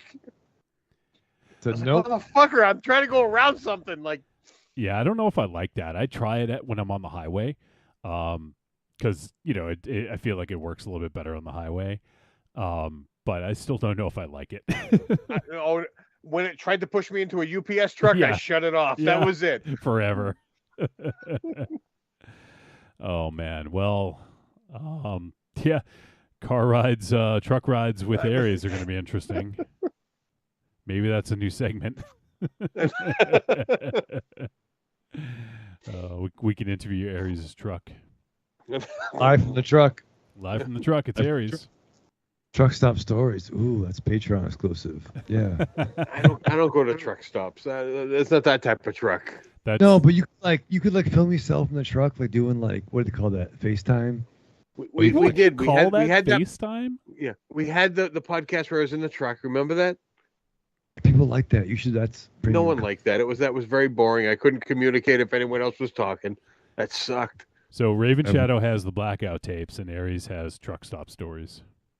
Yeah. Or maybe whiskey memories. Might be better.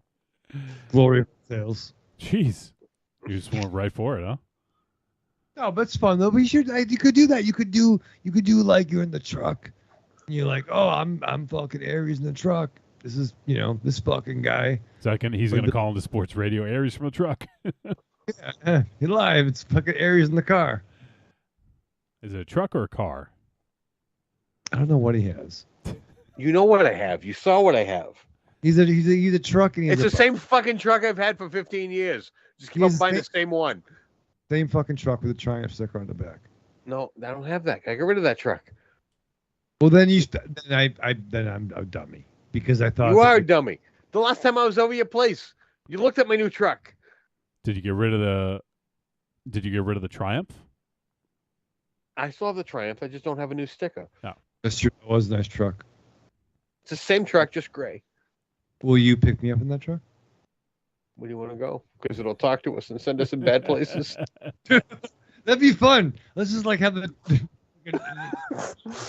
truck bring us to bad places and see what kind of scary things it'll do to us. Yeah, oh shit. Be called minimum overdrive.